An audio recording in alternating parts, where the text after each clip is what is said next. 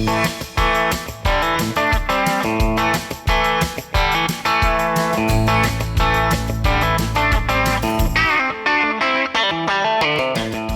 is the Great Alaska Hunting Podcast.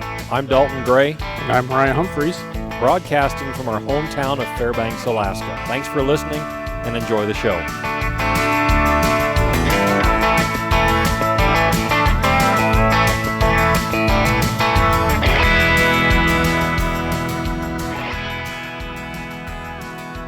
Welcome back to the Great Alaska Hunting Podcast. Bon voyage. America. Happy 250th, America. We still love you.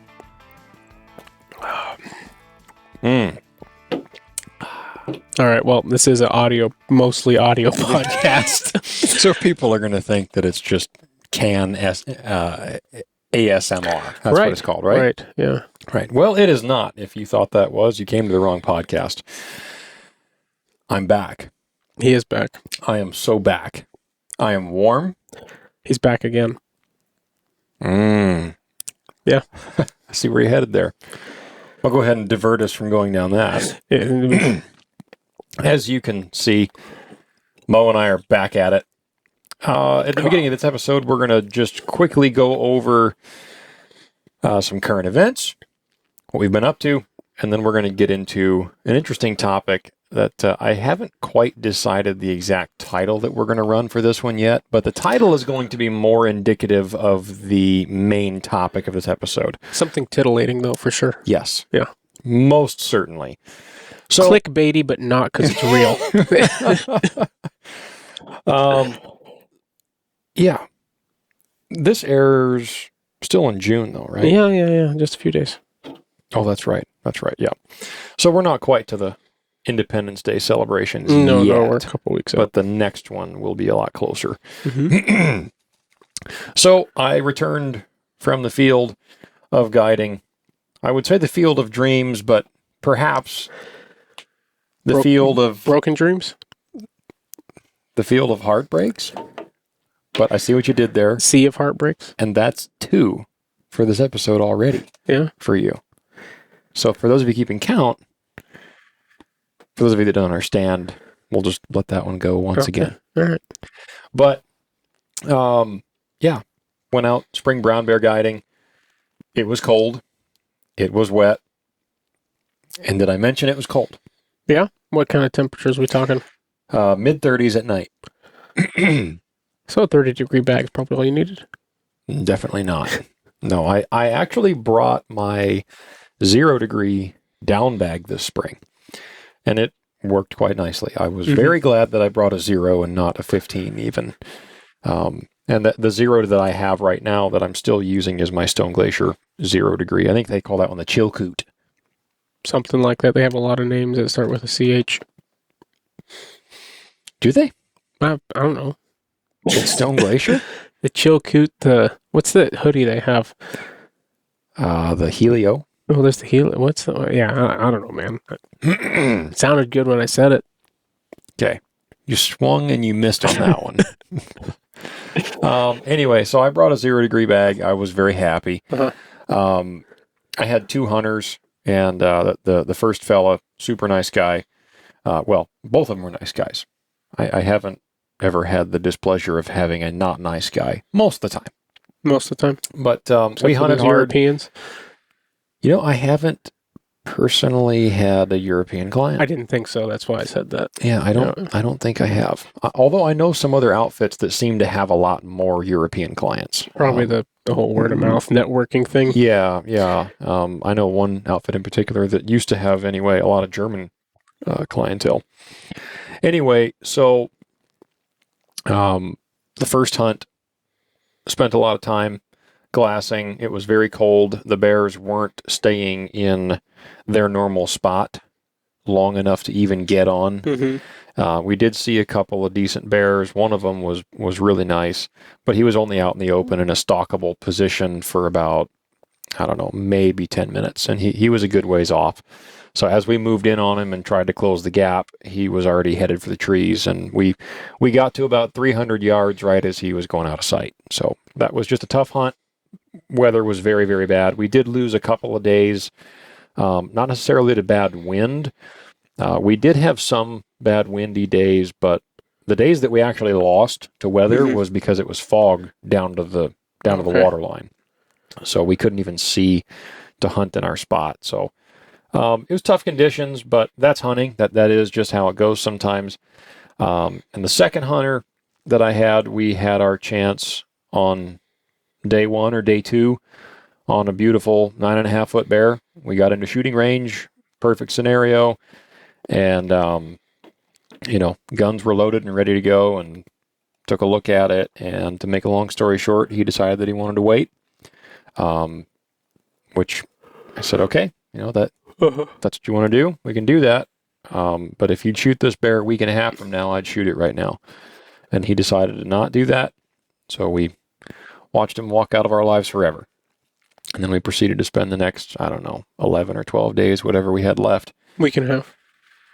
just watching other bears, and never got a crack at another big one. We did see some other big ones, but they just weren't in a killable spot. So that was tough. Not that we didn't have a chance, we had our chance. And usually, if you get more than one crack at a 9.5 foot plus brown bear on a hunt like that, you're doing pretty good. So we had a great chance early on, and just decided to pass, and that's what he wanted to do. So that's okay. But I guess I would put that out there as a PSA, a public service announcement. If you're hunting, I don't care if you're a client or a resident of the state, wherever you may live, if you see something on the first 2 days on a big excursion hunt like that, that you'd be happy with a week from then, and you think, oh, but I don't want it to be over. It doesn't mean it's over. But if you are going to regret not shooting it a week later or a day later, right, then you should shoot it. So we'll leave that there, moving right along. During the first hunt, and this is kind of a gear update. Okay. I was sitting and glassing many hours of the day as brown bear hunting goes, and the wind chill at 35 degrees and 90+% humidity on the saltwater, and you're sitting out there glassing until 11:30 or midnight whenever it finally gets dark. And this is in the middle of May, or the first half of May anyway. It gets cold. A 20 mile an hour breeze is cold, cold, cold. And my first hunter brought Starlink that we used. And we had a little Honda 2000 generator in our camp that was away from our hunting area. And so we would power up the Starlink, every day for a little bit, and we could have internet access. So I sent a text to a friend of ours, Keith. Shout out to Keith in the First Light flagship store in Haley, Idaho. And Mo and I have known Keith for a few years now. Spoken to him on and off.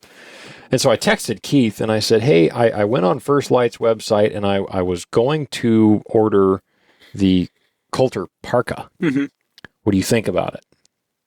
Anyway, he told me it's a very warm jacket, so on and so forth.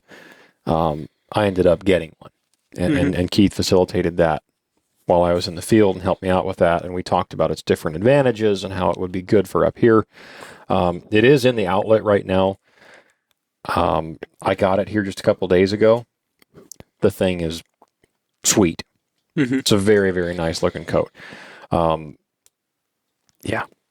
I wish I would have had one this spring. It was cold, and it was eating through, now the second warmest puffy coat that I have, I'm sure. But it was my all-time go-to warm puffy coat, and it's still warm, but it's not that warm. Now, now that Coulter parka is like, 3 pounds or something like that. Yeah. So it's not a backpacking or lightweight packable coat, but it's a one-layer solution is how I look at it. Yeah, especially for cold. Yeah. And, at my glassing spots, if it's raining, I'm either sitting underneath of a tree, which is what I do on that first hunt. I've got a little tree that's coming out horizontal out of a high bank. And you sit underneath there in your Crazy Creek chair, and you're dry. Like, it can be blowing 20 miles an hour and pouring rain, and you're only just getting a couple of little drips that come down the tree trunk. So If I'm not at that spot and I'm hunting somewhere else, then I've got my Hilleberg tarp up or something like that. So I can just throw that parka on and just be dry. Speaking of the Crazy Creek, I had somebody, a friend of ours, who was listening to all our episodes back. Yeah, he mentioned that a couple of days ago. Did he mention it to you? He didn't tell me what it was. Okay. So I overhear him talking to my dad at church. Yeah. And he says, man, I don't know how this guy can afford to just let his Crazy Creek fly over a cliff. Yeah, he said the same thing to me on Sunday. Okay, yeah, I heard that. I was like, afford, yeah. Because that was a choice.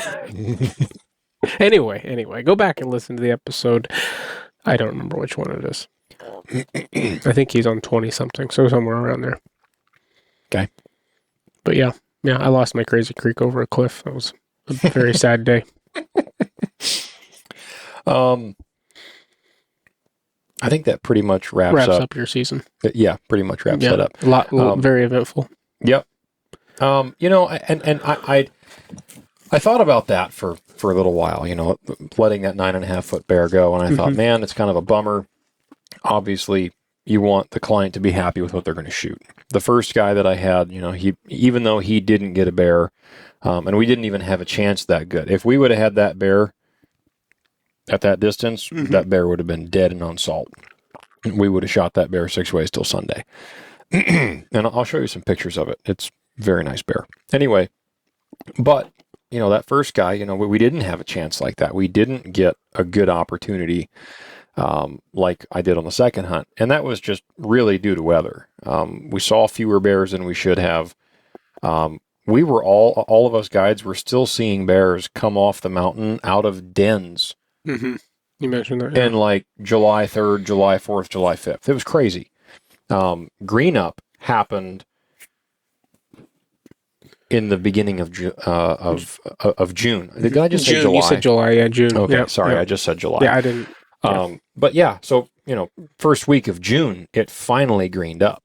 We didn't have to cut the grass at base camp this year. Usually we have to cut the grass, and it's this high in between rounds. It was this high when I left.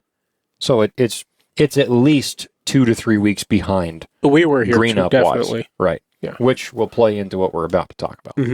So anyway, obviously you want your clients to shoot their animals, and the first guy, it's a little easier knowing that, look, we just did everything we could. We just never got on one. One just didn't give us an opportunity to get on it. The second one, it was a little bit more difficult at first, knowing that we could have killed it. But I thought, you know what?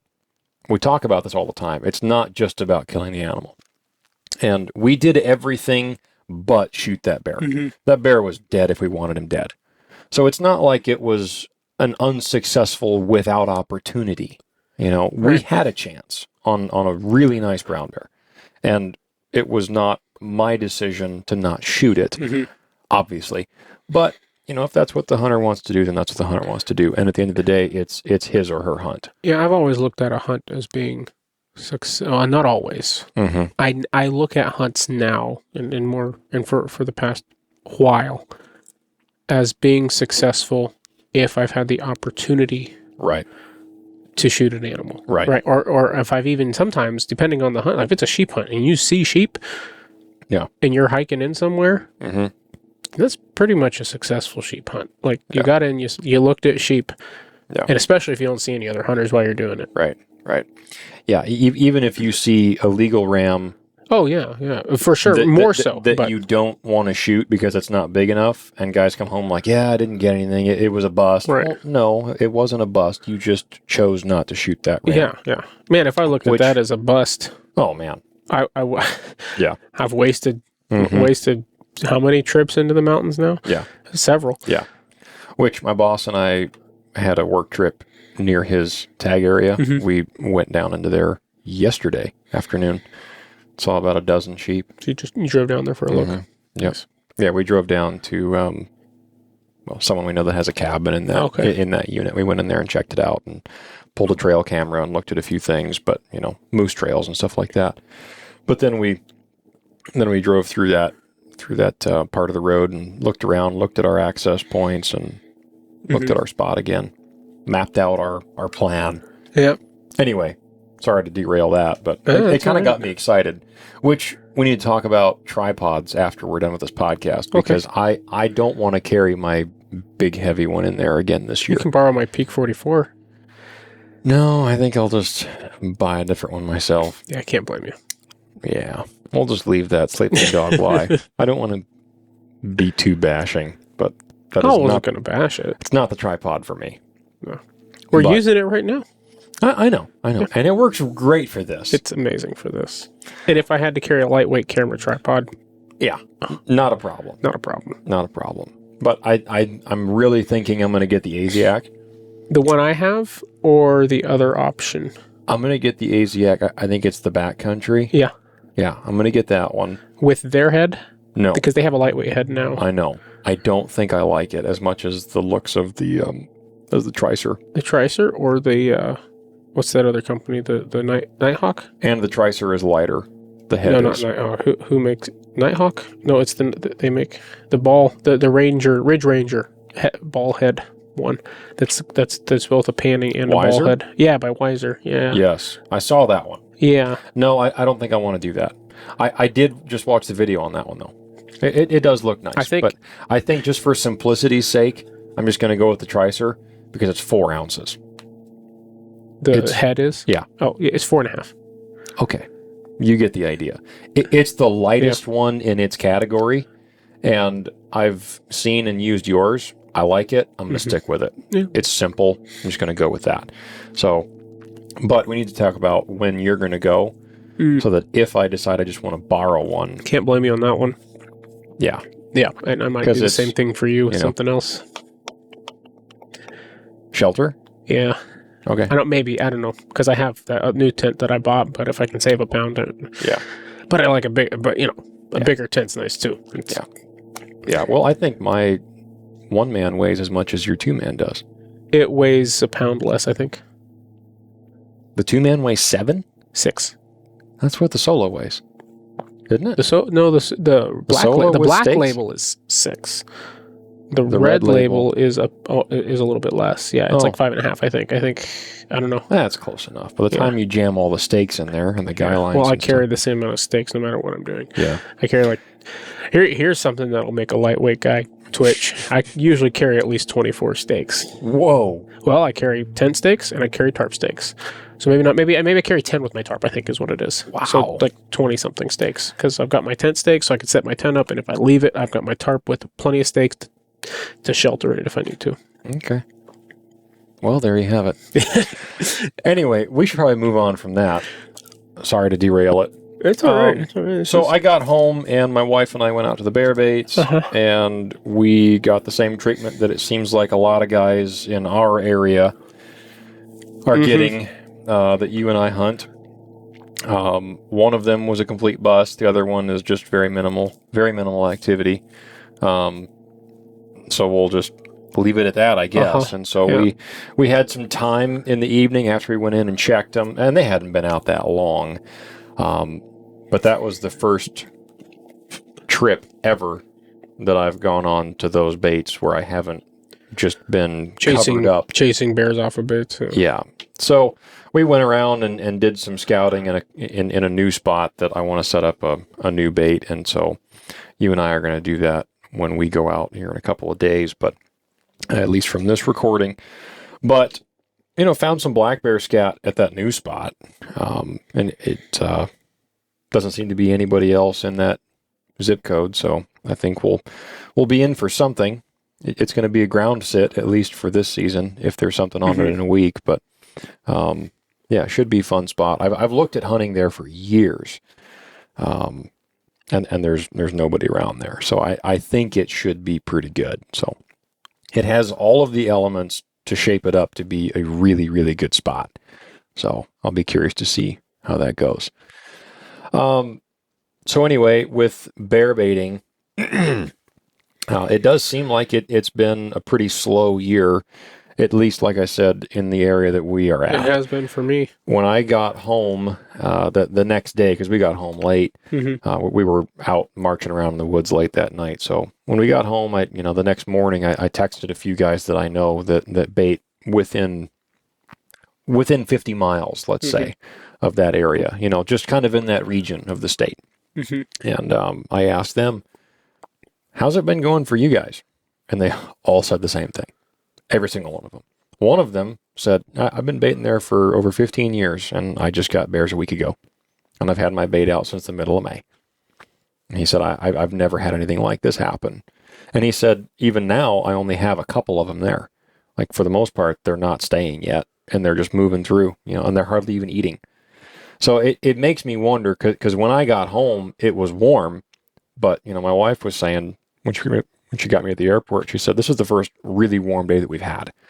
So it makes me wonder if the green up, especially in that area, if it's just lagging and the bears just aren't quite dispersed into those areas yet. Obviously, there's a few of them out, and I found some sign. I know they're there, but the bugs weren't bad, which always makes me nervous. Right. If it's not real buggy, then it's not real good bear hunting. Yeah, my baits weren't bad with bugs the last time I went into them. Yeah. Which is... That's the complete opposite of how it should be. Yeah, it's usually like I'm just covered up with them, even if there's snow on the ground.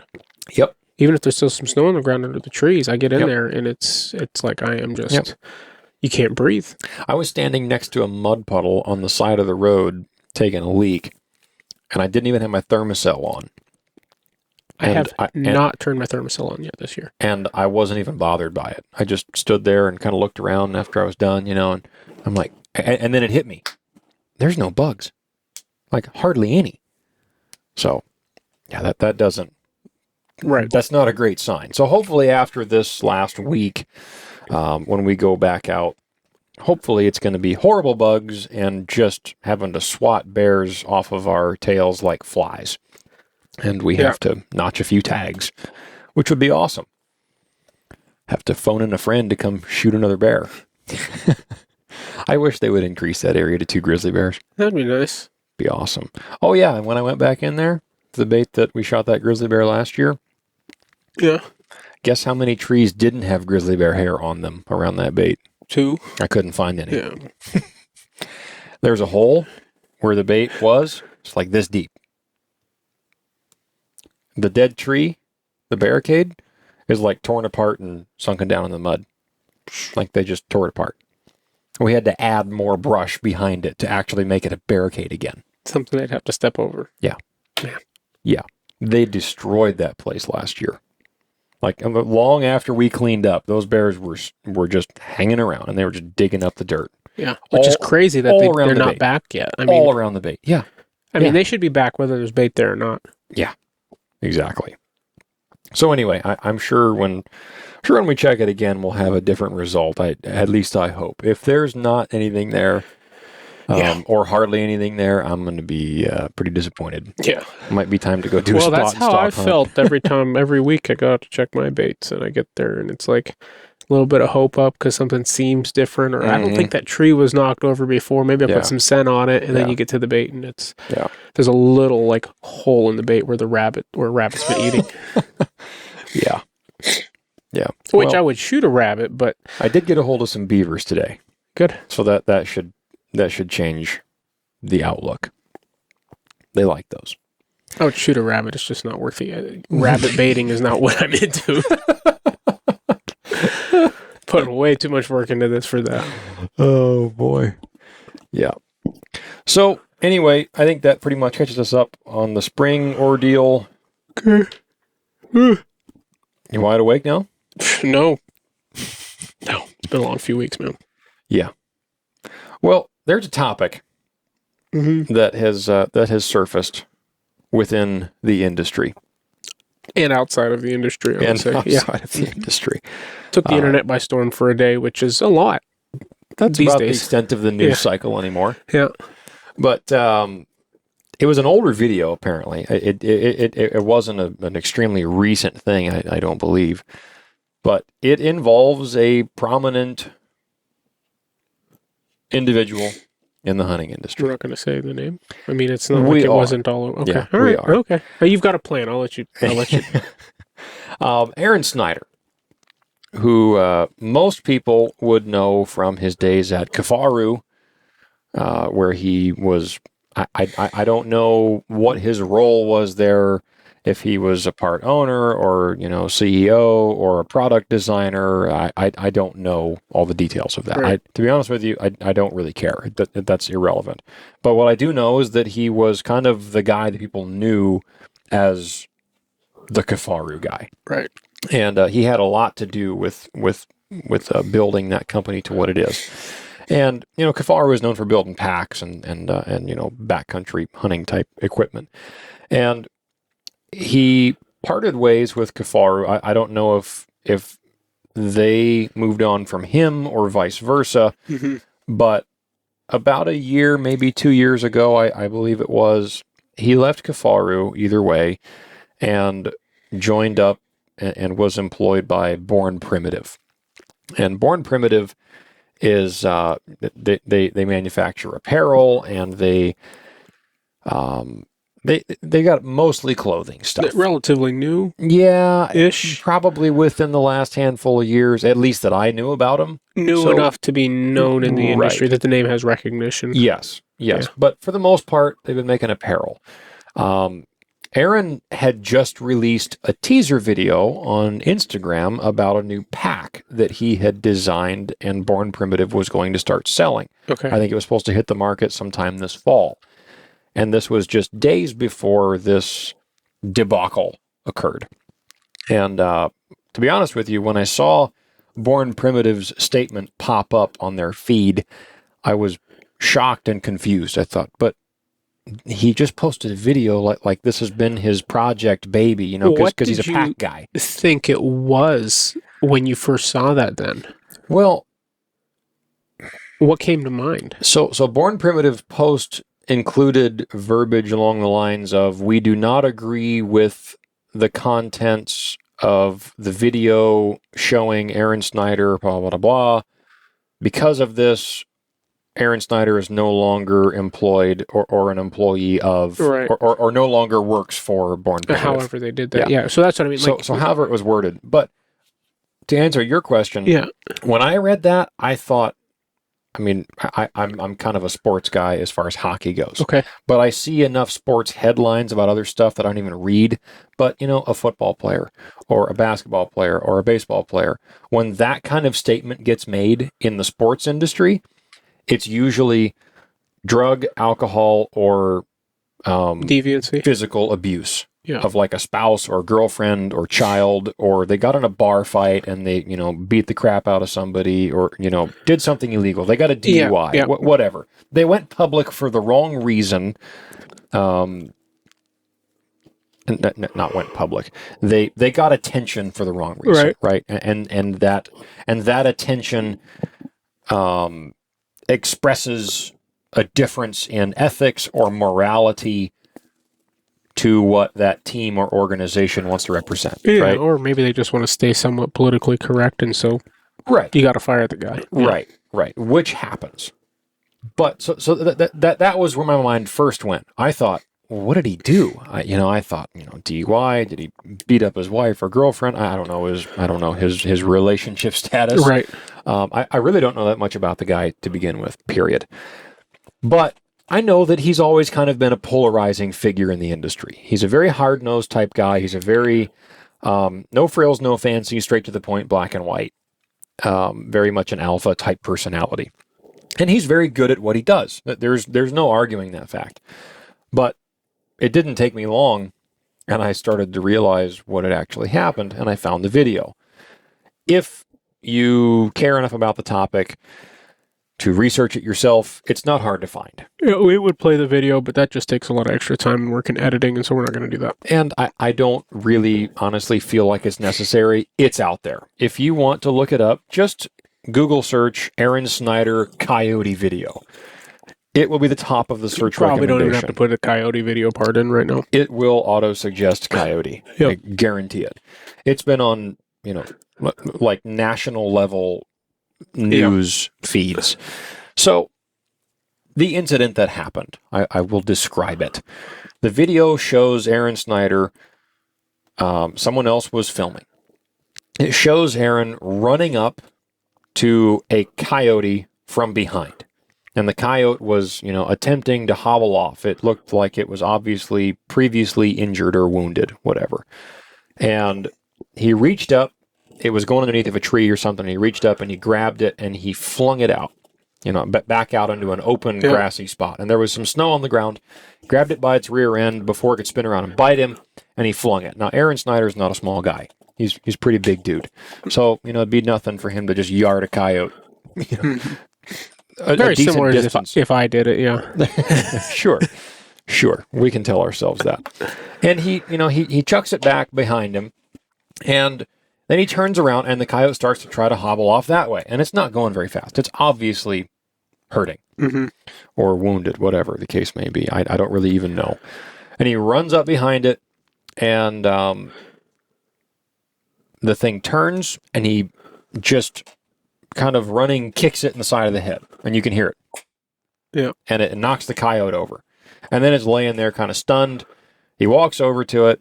I think he kind of kicked it in the head again, lightly, pulled out a folding knife, and just reached in there as it was kind of looking up over its ribs, looking at him, and he just stabbed it in the side. Looked like he was trying to stab it in the lungs. Lungs or neck. The angle was a little off with the camera, but yeah. But he gave it a quick stab. And then, he kind of held the knife over its head and he kind of, tapped it on the forehead or something. And it's very much alive still. And then the video stopped. I don't know if there's more to it or not, but for whatever reason, the video that I saw a few different versions of, on different sites, publishing sites, that was the entirety of the clip that was published from what I could find. And so that is the content. And that posed enough of a difference in ethics or morals between Born Primitive and Aaron Snyder that they chose to let him go for it, because that does not align, and it was getting all kinds of attention. Right. I don't know how the video resurfaced, because apparently it didn't happen that recently. I mean, there was snow on the ground, so it had to have been at least, if it was even this last winter, but I believe it was further back than that. Okay. But nonetheless, it had already happened, but for some reason the video popped back up, and it got all kinds of attention, and now all these anti-hunting organizations got a hold of it, all these predator advocacy groups got a hold of it, and it blew up. What an organization, a predator advocacy. Right. Anyway. So, on the one hand, and this is what we kind of wanted to get to, is media bad for hunting? Oh, boy. So, I didn't know you were going to bring philosophy into this. Not necessarily. Well, you but did. But that is what the hunting community is doing right now. The problem is not the antis versus the hunters. We've always had that. I see what you're saying. And so now, because there's a new medium... Now I'm seeing people that I observe on social media, because I don't want to say follow and sound like a roadie. But people that I observe the content of online. Okay, different guys that are bow hunters or gun hunters or whatever, and I like to see their videos and their stuff, because I learned some stuff from those people, right? And I'm seeing a divide even amongst the people that I follow. And I thought that was odd. And what struck me as odd about that is I like to think, well, I am individually me. Right. You are individually you. The things that I follow on social media are unique to my personal tastes and my desired media to consume. Your media is different than my media. A lot. Very different. Actually, a lot. People might not know that. Yeah. But you and I consume very, very different types of media on a daily basis. And very honestly, different. The things that we do, there's a few influencers or whatever that we might follow the same of. Yeah. Other than that, the stuff that we watch the same of is when one sends something to the other. Exactly. That's about it. So I had always looked at it from the perspective of, I'm not going to get too much variance in major opinions within the space. Until something on polarizing. my feed until this particular thing happened, because this is like a big line of demarcation here. That, man, if your friends look at it this way and you don't, then you're going to be a bad guy. And your friends in this situation are your followers. And so people are looking at it from the perspective of, do I take the safe side and say, ooh, he shouldn't have done that? Right. Then my followers are going to appreciate my high moral ground. Which is setting your opinion based upon your audience, which is called audience capture, and you should never do that.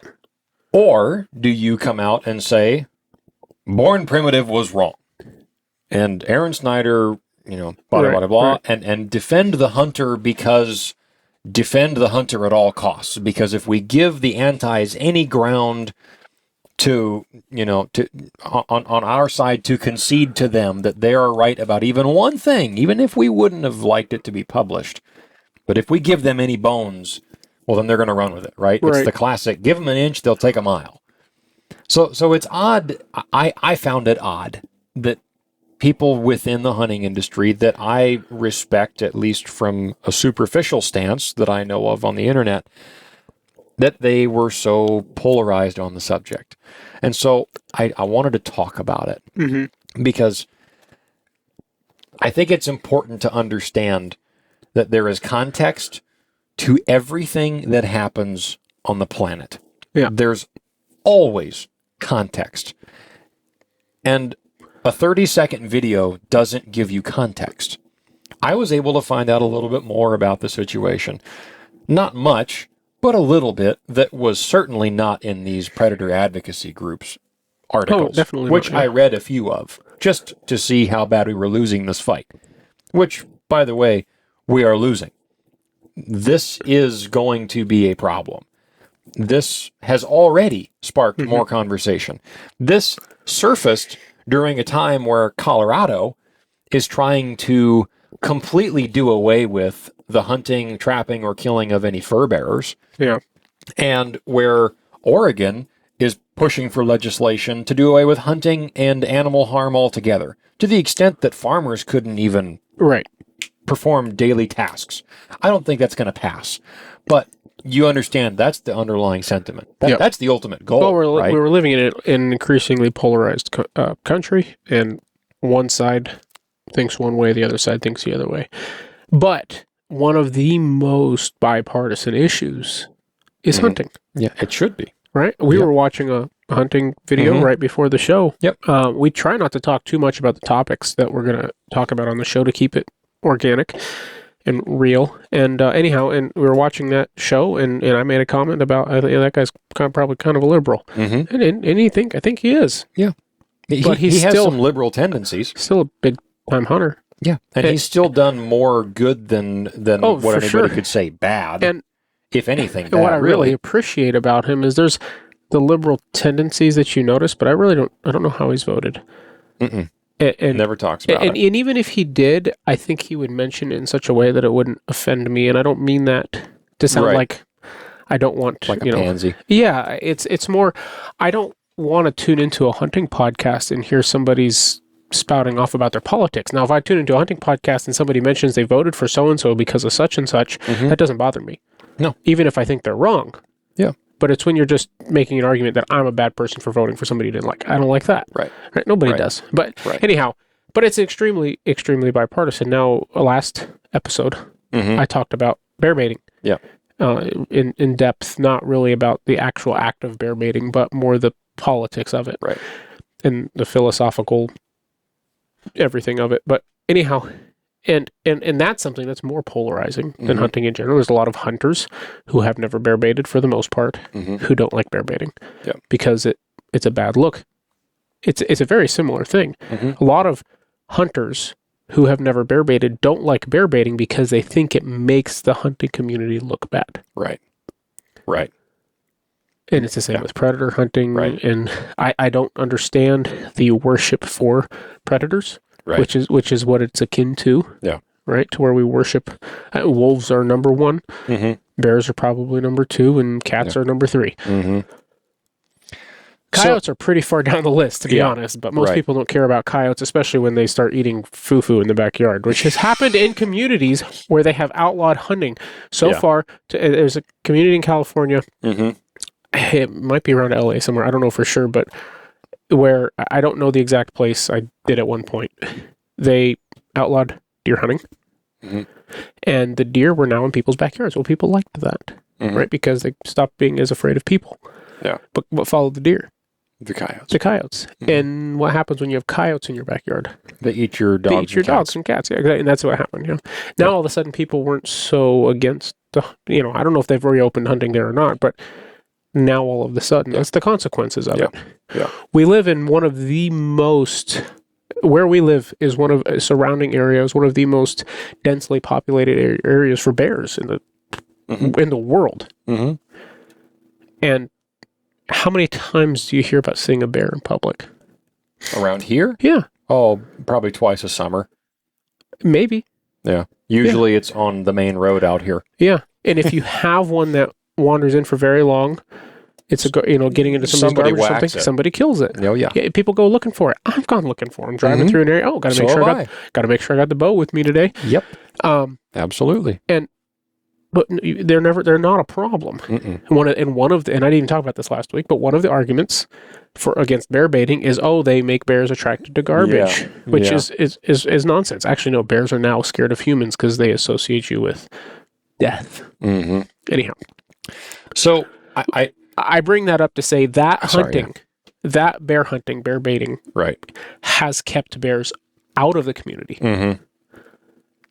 And because it's the broader idea of the hunting versus anti-hunting, and whether or not people think, and then the split, which I haven't really seen, but like I said, we follow vastly different things and people on the internet. But it's not hunting versus anti-hunting. It's we'll just say for the sake of the podcast, the Aaron Snyder versus anti-Aaron Snyder crowd.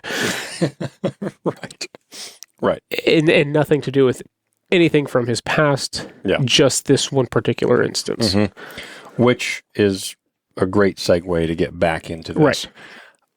It's important for you guys as the listeners to understand. We don't know Aaron Snyder. Nope. We're not friends with him. We are discussing this because we think there's a valuable conversation to be had as members of the community. And you might think, well, I'm not really in the hunting community. I just listen to a podcast every once in a while, and maybe that's all you do. But you are still a hunter, and you have friends that are hunters, and that is called community. It does affect you. Yep. And at some point, more than likely, unless you live in Alaska, you're more than likely going to have something come up on your ballot where you have to make a legal voting decision that will directly affect your hunting opportunities and or rights. And you say unless you live in Alaska, it can happen here. Right now we seem like we won't have a problem. We could never imagine it. Well, not necessarily, but it hasn't showed up on our ballot boxes yet. It hasn't showed up on our ballot box. 48. And most people who are even liberal, progressive, Democrat, whatever, I don't know about a majority of them, but there's a majority of people who live in Alaska are hunters of some sort. Yes. Therefore, that includes a large percentage of your liberals, moderates, progressive, Democrats, whatever. We say in Alaska, even the Democrats own guns. Yeah. And that's not an exaggeration at all. In fact, most people I've met who may have voted, they might have a coexist sticker on their bumper in a Subaru, but there's a high probability they own a gun. Yeah. Because it's Alaska. Yeah. We are an exception to a great many rules compared to lower 48 society. For now. But I say that to say, this is not an endorsement of Aaron Snyder's actions, nor is it a condemning entirely of his actions either. And we'll get into that. So perspective, right? Context. When I heard about this, and when I saw the video, the first thing I thought was, well, how could I understand this from Born Primitive's side? I understand it from the perspective of, look, we don't like that this is now directly associated with you. That's not who we are. We wouldn't have done that. And even in the extenuating circumstance that one of us would have had to do that, that would have never even been videoed, because we would feel badly about having to dispatch an animal in such a, and I'll just use, air quotes here, in such a cruel way. Yeah, cruel, or what a lot of the brutal, unethical. Right. Although right. there's an argument against that. And we'll get to that. Right. I know exactly where we're going with this. So from the perspective of Born Primitive, I look at their call to part ways with him, much like I look at the Ambler Road. I bet you didn't see that coming. I'm trying to figure out how you're going to tie that together. What I'm putting together here is I might not agree with everything about it, but I get it. Yeah, okay. Okay? I understand people on both sides of the argument. And it's the same way with this situation. I understand your perspective of saying, I don't care, build the road, we need the money, state economy. Yeah, to me, that's the higher principle. And energy independence. Yeah, that's a better reason. That's my... Is of higher importance than whatever the argument is that it'll affect waterways and that it's going to increase access in a wilderness type area, so on and so forth. I get that perspective. I also get the perspective of I don't want a road in that part of the state where there's almost no access save for airplane access. I understand that. I can sympathize with both sides. Same thing with data centers. You mentioned data centers in the last episode. And I view those the same way. I understand why it might be necessary from the perspective of a tech company to say, look, this is a low impact area to put a data center, or 2 or 3 or 10. Nobody's ever even going to see them all the way out there on the slope. They're going to run more efficiently because it's cold. Mm-hmm. And if anything, the caribou might actually like hanging around there because it's warmer. Probably will, yeah. And we don't have to use as much water. Right, so there's less risk of contamination. The water thing is so overblown. It's not even a problem.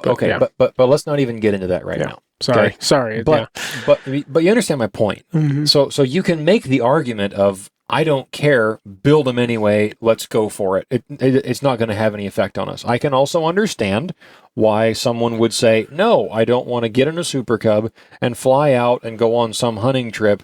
And halfway there, I drive over a data center that's the size of Kmart times 2. Okay? Yeah, but my opinion of that is that it doesn't affect where you're going.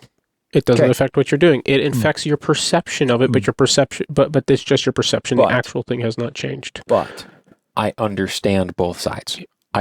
I can find common ground on both sides. I get it. If I had my perfect will and way, and I heard this term recently, and I like it, and I'm going to steal it from somebody else who has a podcast. Okay. I don't really care because it's not copyrighted.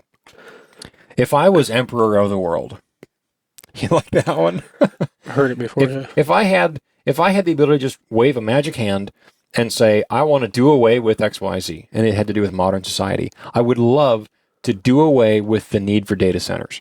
I would love to do away with the need for any more mining and exploration in the wilderness areas. I get that. I would like that to be a possibility. But that's not an argument. I'm not saying that it is. I'm just saying from that perspective, I would love for that. Get my hackles up a little bit. I would love for that not to have to happen. Yeah. Even if we could pull it off some other way. I just love for it not to even be there. Well, we're going to try to build them in space, apparently, too, which is good. But, wow. Didn't even know that. Data center? You didn't know we're going to try data centers in space? No, we have different news feeds. That's true. That is very true. So, getting back to this, I can understand why Born Primitive would come out and say, hey, that doesn't look good. Yep. And there are videos that you and I have of killing bears, just bears, that you and I have specifically had conversations about and said, this video will most likely never be published for public consumption, for public use. Right. Most likely never. Yeah. And why is that? Because of the perception. Because the perception. And because of the perception and because of people who are inexperienced and might go out and try that themselves. Yeah. Specifically, the black bear that I shot in the head with my bow. Yep. That is not a video that I want to put out on the internet and have someone click on that video who has never listened to our podcast, who has never watched any of our other videos, and has never heard me say, I did this because of this. Don't do this. I did it because I knew the situation. The bear was already going to die.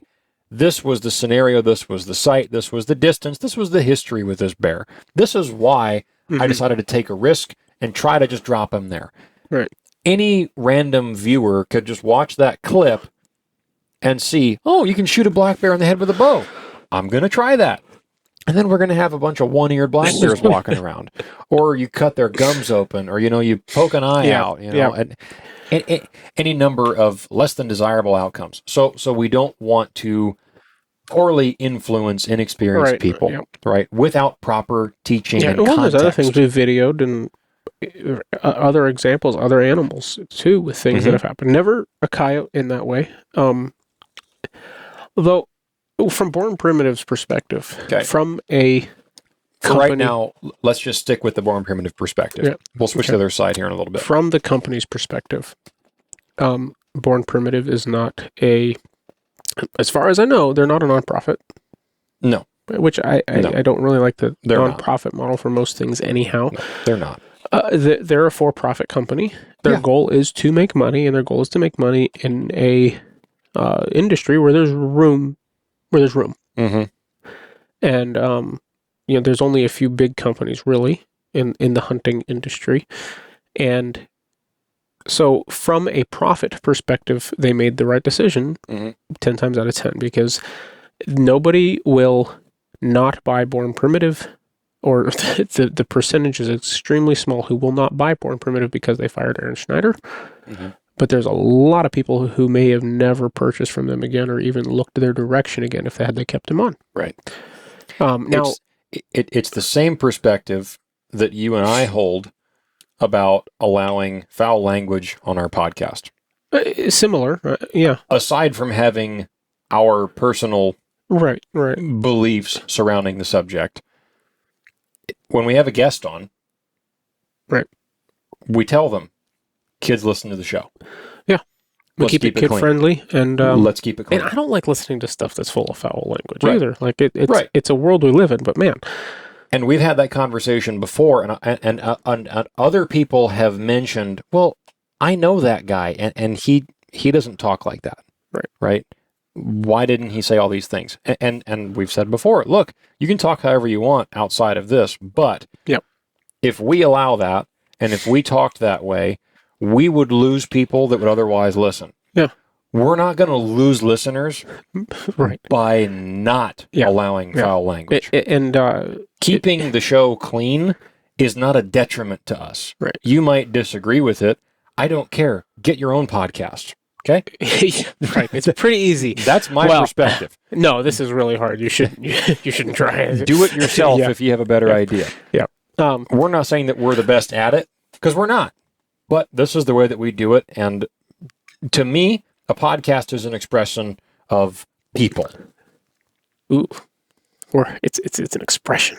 It is. I know, I'm just giving you a hard time. It's an expression of opinion. Yeah. Whether it's ours or we're talking to a guest and they're giving an opinion. Podcasts are either for information or opinions, and sometimes both. That's what this one is. Right?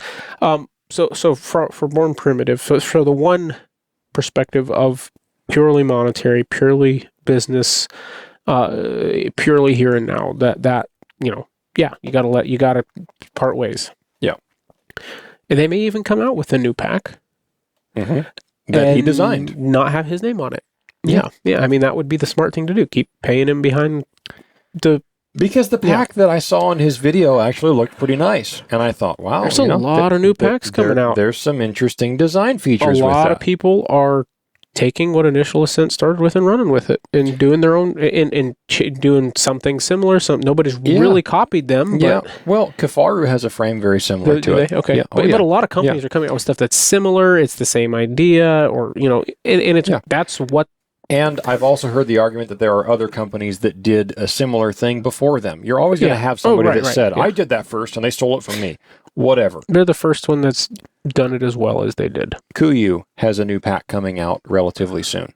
I don't know what it is, but if I had to guess, it's going to be going away from these little carbon fiber, pin pull stays that snap off when you have an immense amount of weight on them. Yeah. And if you don't believe me, or if you say that you've done it, well, then you've gotten away with it so far. Because I know a lot of guys that have broken them with over 100 pounds on them. So, whatever. That's off topic. But from Born Primitive's perspective. From their perspective. So there's another direction. You're just going to leave that belch in there, I mean, I would, yeah. We are, definitely. Hope we don't lose any listeners over that. You know what? I don't care. I was being sarcastic. So from the other direction, there, when you start a company, when you have a podcast, whatever it is, you have two things. One is the money, right? But if the money was the first thing for us, we'd be doing things a lot differently than we do, right? There's the money and there's the mission, right? And so the money can't be the first thing, but it's got to be awful close. It has to be in consideration. Yeah, and so I don't know what Born Primitive's mission is. I don't know what their focus is. It may be all money. Probably just merchandise. Well, no, I don't. I mean, from their perspective, because most companies have some focus, some goal, right? Especially smaller companies. Type gear. Well, that's what they have. But I mean, themselves. There's a reason they started the company. They are doing that instead of working a day job or selling swimsuits. Okay. Yeah. So there's something else going. I don't know what it is, but so you have the other perspective from a company standpoint. Yeah. That Born Primitive could have stood back and said, "Okay, we're invested in the hunting industry and the hunting community, the online hunting community." Which, of course, I heard the arguments that an online community is not really a community, but whatever. For the sake of argument, that's what we're calling it. Now, from that perspective, for hunting long-term, broader as a whole, it would be better to keep him because insulating people more from the realities of what hunting is will only serve to make it go away. That's how you end up with bills where people are going to vote just to outlaw hunting or to outlaw predator hunting, right? Yeah. Because the wild is insanely brutal, right? It's great. It's insanely brutal. The Lion King is, nothing's real about the Lion King, right? Nothing, absolutely nothing about it. Nobody grieves over the dead lion. No. Except the photographers. Bears are the best example. Somebody at church was just talking to me about this the other day. He was explaining to his granddaughter, because she didn't like the fact that he hunted bears until he explained this to her. And that is, he goes, I shoot the big boars. Do you know what the big boars do? They come into the bait, and if there's a sow with cubs there, that boar will eat the cubs. For one, he likes the way they taste. Yeah. And then the other reason is so she'll go back into heat. Which is, if he does it early enough, she will. And the same thing is true with lions. Lions will do the exact same thing. Cannibalism is nothing new in the predator line. No. Nothing. Now, I say that to say, and obviously, and then we talk about animals that die of natural causes or of being eaten by something else. Yeah. There's a page on Instagram that everybody should follow. Nature is Metal? Nature is Metal. Yeah. The stuff you will see on that page, well, if you're a bleeding heart, you will not like it. But I still think you should follow it and watch what's there, because you watch animals a deer walk around with an eyeball hanging out of its socket. Just living that way, right? Yeah. And if that was a human and we couldn't help them, what would we say we should do? We should try to help them. We should try to help them, right? Right. But at some point, there's hospice care exists for a reason. At some point, the quality of life is like, well, we're going to support them until they pass, right? Yeah. Well, with animals, when we hunt, almost any death by a hunter is better than death by any natural form, right? Lying down and because you're sick until you die, which is what die of starvation as an old one. Your teeth all fell out, or a combination infected. Of all of those things. You got too many tapeworms in your gut, and you die from an infection. That's not to say hunters don't make mistakes. No, that's not to say there's unethical things that are done that leave animals maimed. Right? If you read Hunting with the Bow and Arrow, by Saxton Pope. He talks about how superior, for ethical reasons, hunting with a bow and arrow is over a rifle because rifle hunters tend to just throw up and shoot even at a fleeing animal. That's not the way hunters, especially in America, look at it today. And I think a lot of that has to do with the fact that we're not primarily hunting for meat. Yeah. When we hunt, it's like what I talked about last time. It's not just for meat. It's for the purpose of it. Yes, meat might be a goal, but it's not the primary one for most people. Enjoy it. It's the experience. It's the sport. Right. And so from that perspective, Born Primitive should have then said, okay, you know what? This might cost us something. Mm-hmm. It would have cost them something. Yes. We're going to keep him on, and we're going to put this message out. Right. Now, I don't know Aaron Snyder or like anything about him. Like you said, they could have been looking for a reason to get rid of him anyhow. Yeah. We don't know, right? There's like I said, context is everything. Right. We don't really know the context. Right. But so that's my perspective from them is that the direction they chose, I wouldn't have felt I wouldn't have had hard feelings for them either way. Mm-hmm. Now if somebody did something very egregious, as in broke laws, obviously torturing, right, and laughing about whatever psychopathic type things, then obviously you should fire the guy. There's a problem there. You should come out and say, we do not condone this behavior. Exactly. That's what you should do. That did not appear to be what that video was at all. No. It was most likely wounded, and they were doing their best. He was doing his best to put it out of his misery, which is what you do with animals. So the only little bit of context that I got about that instance was that it was on a property and it had been going after cattle or harassing some of the livestock. And the landowner or other person that was hunting there that knew about the situation wanted the coyotes dead. So I don't know if it had been wounded by a hunter, if it had already been shot, if it had been kicked by a cow and it was trying to run off and they just took off after it. But we'll get to that in a second. The context to me looked like what it appears is that, they shot it and they were tracking it down and it was stuck under a log or a fence or whatever it was. That's what it looked like to me. So from Born Primitive's perspective, we discussed the two sides that we can understand why they did what they did, and we could have also understood why they could have done the other thing and said, you know what? Sometimes that's how it goes. We don't like that. We don't condone that. That's not a normal practice. Maybe even have Aaron come out with a little video explaining it. Yeah, exactly. Now, someone on another forum said that he did discuss that incident in the past on the Kafaru podcast, which he used to run. I think it's called the Kafaru cast. So maybe that does exist. I didn't dig deep enough to find that. If there is a full story out there from his perspective, I'd be interested in hearing it.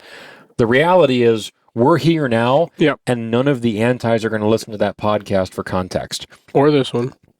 Most likely. No. But this is more for the hunters who have to figure out, number one, where do you stand and why, and then the consequences for publishing polarizing content. Because there are consequences. There are always consequences to any decision that you're going to have in life, whether they're good or bad consequences. Right. There will be consequences. Now, from Aaron's perspective, this is where we're going to get into a bit more of our personal take on the matter. Mm-hmm. We don't know what was going through Aaron's head. We don't know the situation. We already went over that. So we are left to reason through the ethics or morals of the situation based on our own, right? This becomes a battle of interpretation, which is why the antis have latched onto it so tightly, because to them, it's such the other way. It's so egregious. It's just clearly cruelty and terrible. One, why would you even kill a coyote? And number two, why would you do it in such a brutal way? Yeah. Okay. No, it's supposed to be fast and clean. You shoot him in the head and it's over with. If even that. Yeah. Yeah. Right. Well, that would be the moderate perspective, I suppose.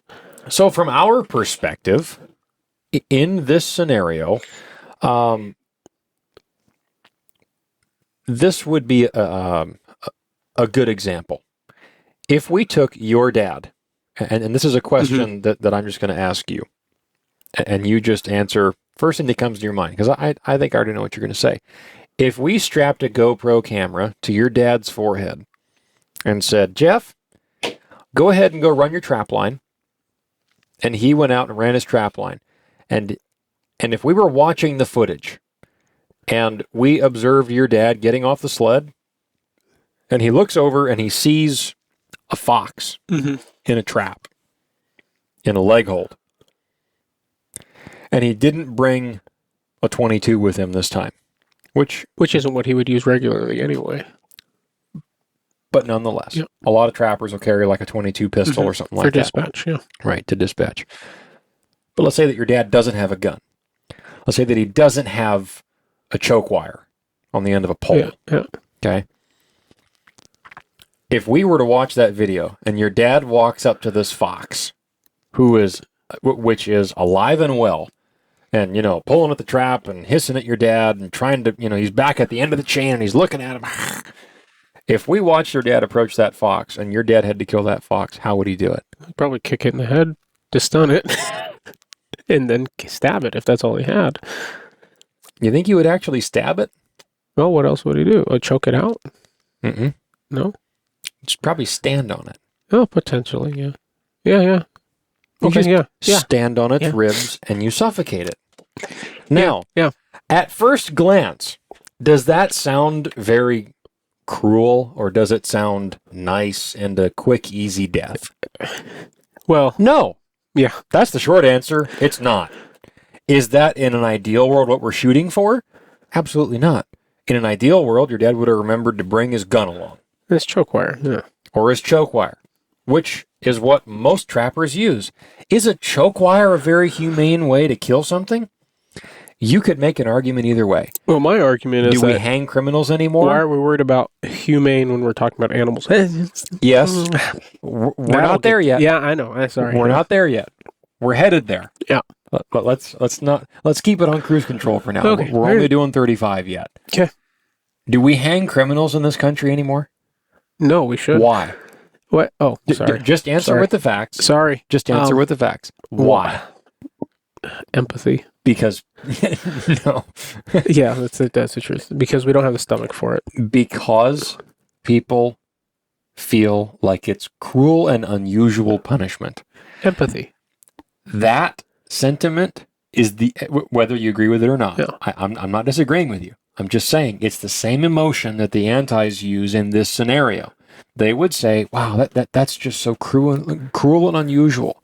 Yeah. What a horrific way to end an animal's life. Although a caveat to that would be, somebody could watch a video of somebody getting hung and it would not affect them the same way as watching an animal getting choked out or whatever. I don't believe it would. Coming from someone who doesn't have a whole lot of experience watching hanging videos, I can't really attest to that. I saw what was that? What was that movie? Hang 'em High? No. True Grit? Ridiculous 6. I don't. Anyway, it was a stupid thing. Anyway, anyhow, Oh, you mean the one where the guy gets hung and he's running around, yeah, swinging on the rope? Yeah. He's got a tough neck. Yeah, I've seen a clip anyway. Yeah. Anyway, so. Boy, that really got out of hand fast. That's a broader reflection of the culture today in general. There's a lot of stomach for inhuman treatment of people, and even videos of horrific things on the internet of people, right, that people don't have an adverse reaction to, right. And any animal you say no to a dog in a video and the dog looks at you sad and people get mad at you. Mm-hmm. And I'm not exaggerating. Mm-hmm. I'm not trying to make this political, but this just came to mind. This is a political subject. So I'm going to just briefly touch on it, and then we're going to move on from it. I don't want to talk about this in detail. But, it's not necessarily partisan, but it is a political subject. But we see videos on the internet that come up all the time in our news feed that, it's a stabbing or it's a shooting. A beheading. Right? That happens. And it's caught on security camera. And Fox or CNN or whatever news network, whether right wing or left wing, airs it. And we see that on social media all the time. It's in our movies, it's in our video games, it's part of life. But when we see an animal treated in a cruel manner. Boom. Whole different ball of wax. So the point I was getting at there was, from a purely one-sided perspective, if you strip all the context away and you just look at the killing of that coyote and you try to come up with a justification for it and say that Aaron was not wrong for doing what he did, if you just take what's in the video and you say, okay, there's a coyote, we're assuming that he's seeing it for the first time, and he doesn't have a weapon on him. He doesn't have a bow, he doesn't have a gun, but he has a folding knife, and he has his hands, and he has boots on, and he wants that coyote to be dead. And it's legal to kill the coyote in that manner. Okay? Right. Let's just strip everything else away from it and say it's legal, he's allowed to do it, he has permission to be on the property, all other things equal. Let's just take what's on video and say that he did it. That occurrence is not too dissimilar from what you might see other people, not even us, but other people in the trapping community, maybe in Alaska, do the exact same thing. The difference is they don't video it and put it on the internet. And that's where... Or if they do, they have a very small following. Or they send it to their friend, right? Who says, man, this one almost bit me. I had to... Look at this. I had to kill this thing, and I forgot my 22. Yeah. Isn't this gnarly? Yeah. Look at this crazy thing. It almost bit me in the leg. Right. Right? But they wouldn't go on Facebook or Instagram or YouTube and upload a video of it. Why?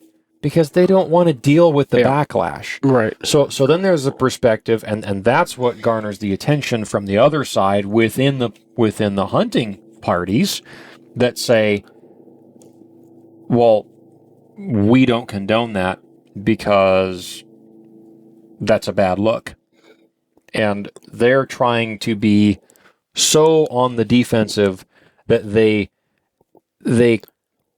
shroud their actions, no matter how ethical they are, in secrecy because they don't want to give any option for criticism. Or bad optics. And those are the guys who are usually on the side of leaning towards anti-hunting media altogether, which is its own topic in and of itself. Matt Ranella. Sure. Yeah. Big time. Sure. Anti-hunting media. Right. So he goes on a podcast to tell everybody how anti-hunting media he is. On a hunting media platform that is sponsored or not sponsored, affiliated with other conservation organizations, which are hunting organizations. Yeah. So then how are you supposed to advertise for more membership if you don't have media? But anyway, let's just leave that alone. Yes. The problem is not the direct act itself. In the real world, I cannot say that if I was in Aaron's shoes in that spot at that time, and I didn't have a gun and I didn't have a bow, and I had to kill that coyote. Let's just say that I shot and wounded the coyote and I had my last bullet and I shot it with it, and it was not dead. Mm-hmm. I would have had to kill it some other way. Well, here's just swap the scenario but around a little bit. But I wouldn't have had you video it and then put it on the internet. Yeah. I would have thought, man, and what a who pain. Who knows how it got on the internet. Right. It could have been something he sent to a buddy and somebody posted it, somebody intending to hurt him. Right. Maybe it was part of a hunting film and they were trying to tell the story of what happened. But I don't believe that was the case. Anyhow, he was predator hunting coyotes. And I looked it up a little bit while we were talking about it. Okay. Anyhow, and he basically, I believe it was wounded. Okay. Well, clearly it was in the video. He pulled wounded. It doesn't, what I read doesn't tell specifically, but there's a probability because it says he rode up to it on an ATV. Okay.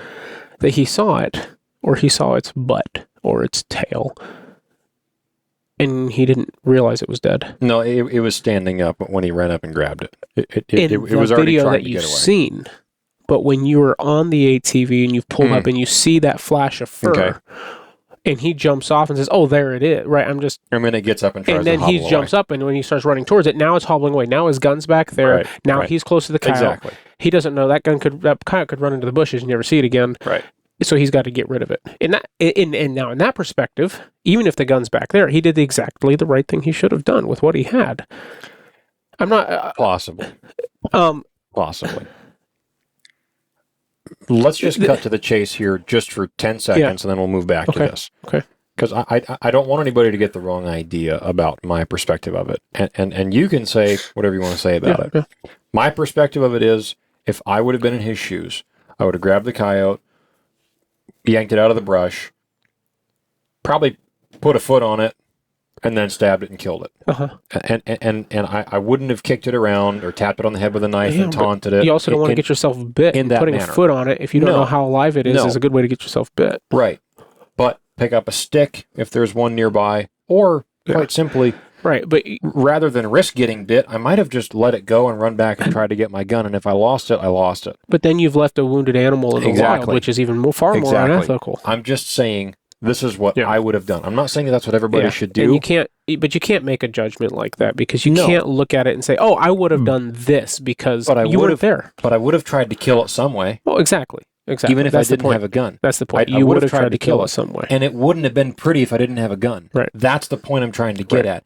Killing is not always pretty. Yep. That's like a disassociation that occurs within the hunting community. People forget that. Sometimes killing is ugly. But like you said earlier, it's a lot uglier if we're not the ones doing it. And I don't know that it's a disassociation within the hunting community itself, but it is I very much think within the hunting community, people don't want that shown. But I think in and of itself, therein lies the issue with the anti-hunting community, is that non-hunters, not anti-hunters, non-hunters have been insulated from real life. Let me give you an example then. For so long. Have you ever seen a hunter that shoots an animal and it's high fives and fist pumping and bro hugging? Okay.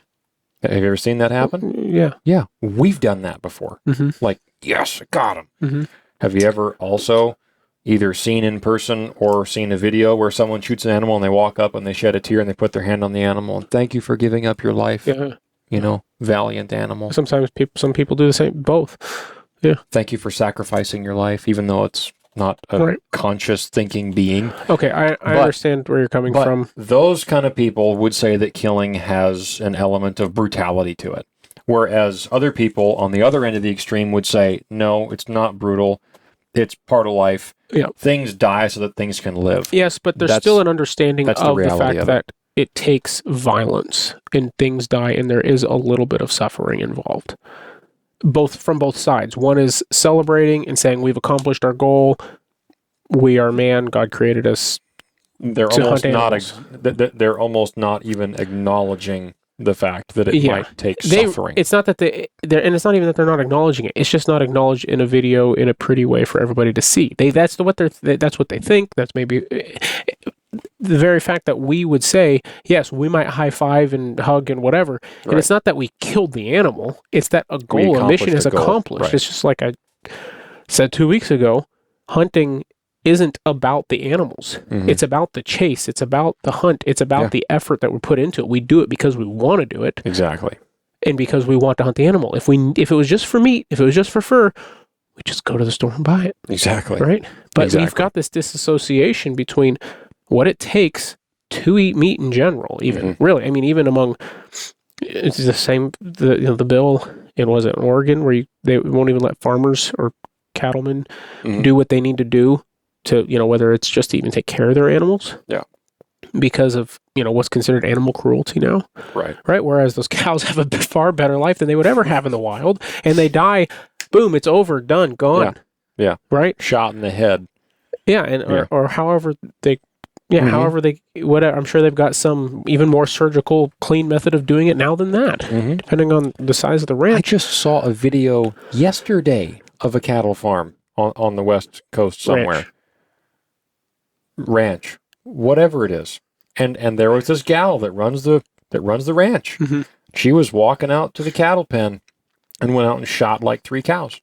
Had like a bolt action 243.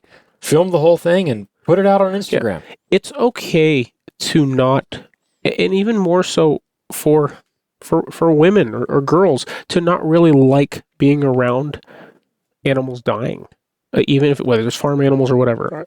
obviously that was a female that obviously didn't have a problem killing farm animals, but that's natural. That's it's a little more common. Just Yeah. personality is just different. It's natural. It's normal. There's more empathy and compassion. They're better at that. That's why they're the mothers. That's the way God made them. But from the broader non-hunter perspective, hunters in general understand that it takes a little bit of violence, and some people will take a lot more time. And I think you should take a lot of time to make sure you're making a good ethical shot, right? Yeah. And you're not wounding an animal and it's running off.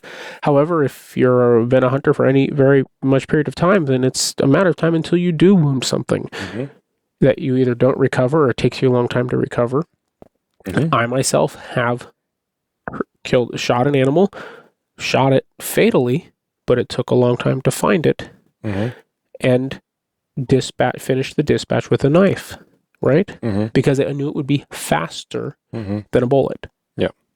Right. So sure, I could have shot it in the lungs again from point blank range, and then sat there and watched it for how long? Whereas you can very, very quickly just bleed it out, or slice its throat. Yeah. And then they can't breathe and just gone. They're just gone. Yep.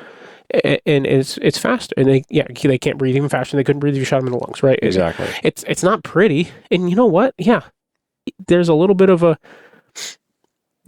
I don't shed a tear. I don't thank the animal. It's not my thing, but you do think, yikes. You do think, man, this is visceral. This is real. This is death. Right. Yeah, and so if you are a hunter, I think you understand that for the most part, even if you may have two opposing views almost on it, but you still understand that that's what it takes. Right. Obviously, there's psychopaths. There's people who just celebrate it, do it in ways they shouldn't do it. Right. I get that. Nobody, for the most part, nobody thinks those people should do that. There's just those people that exist. Okay. Yeah. From the non-hunter, non-people who have seen animals die perspective, it is so far separated, right? The circle of life. Yeah. They think that wild animals die at their bedside and their families surrounding them, and they have a get well soon card in balloons. They don't think about it. That's just it. Right. What do they see? They see bear, whatever number it is in Yellowstone. Right.